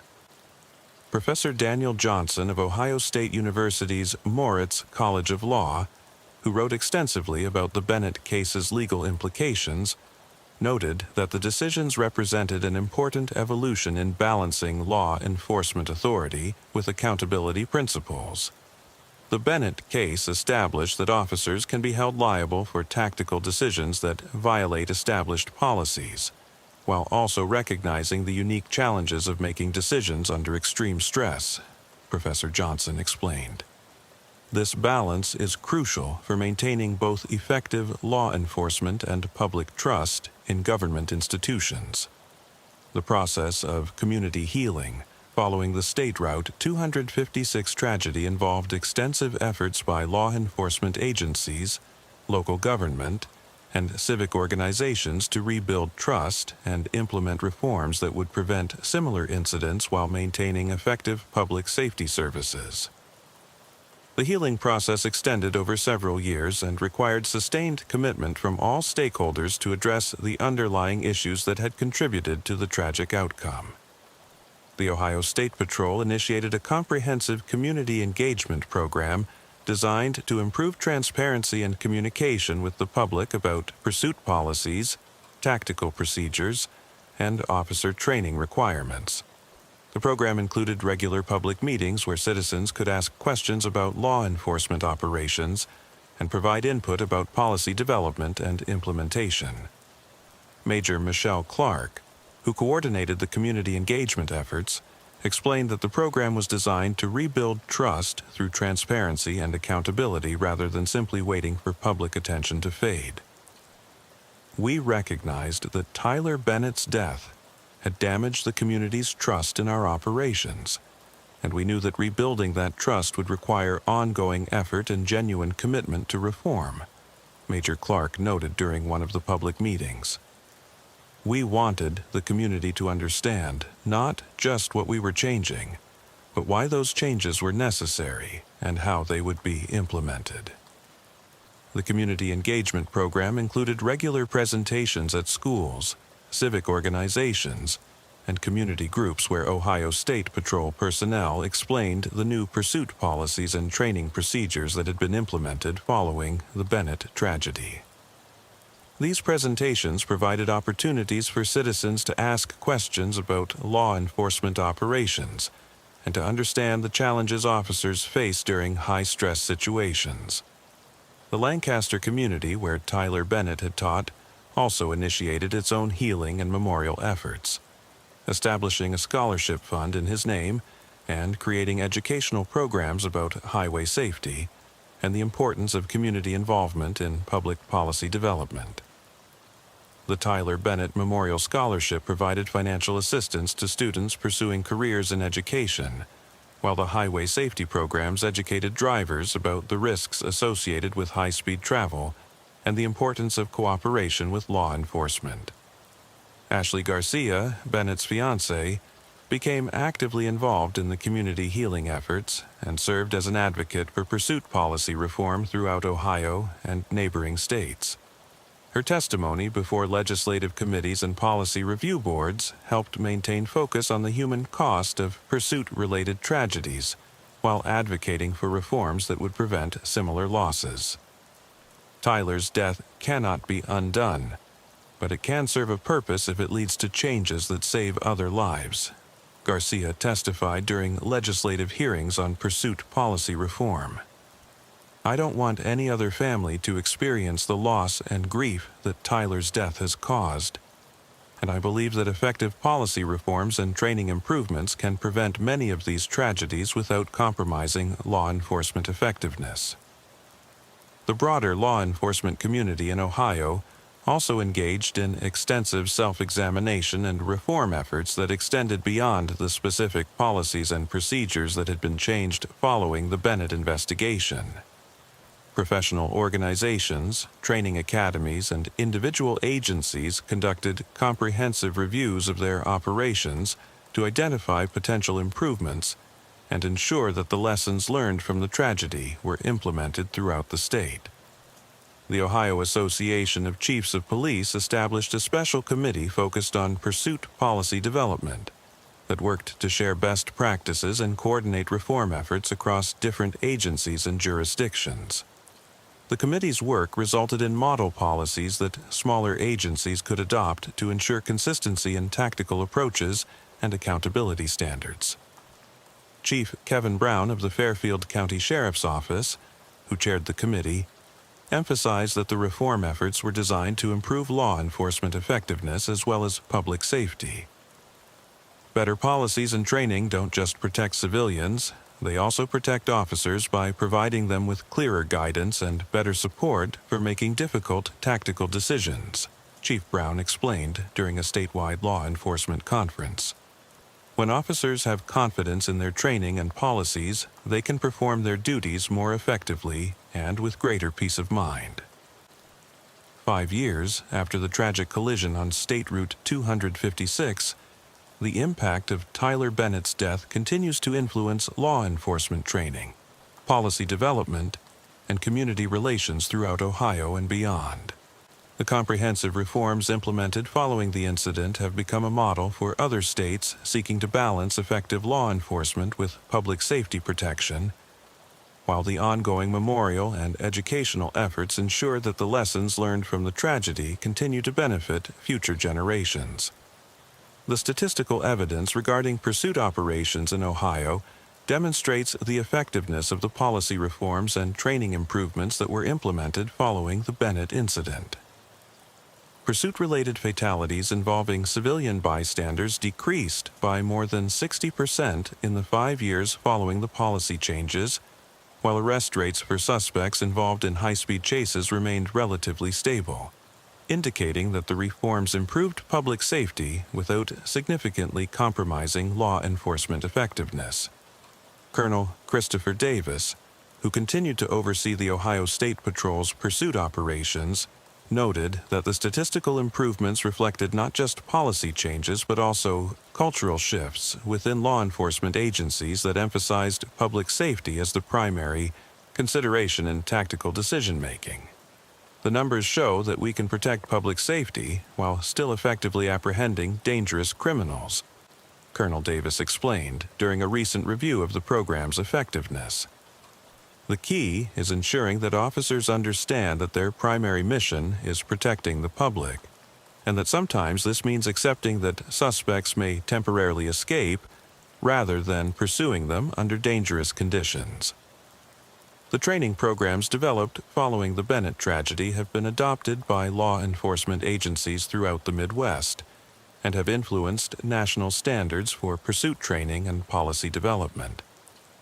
The International Association of Chiefs of Police has incorporated elements of the Ohio training curriculum into their model programs, while several other states have adopted similar policy frameworks for managing high-speed pursuits.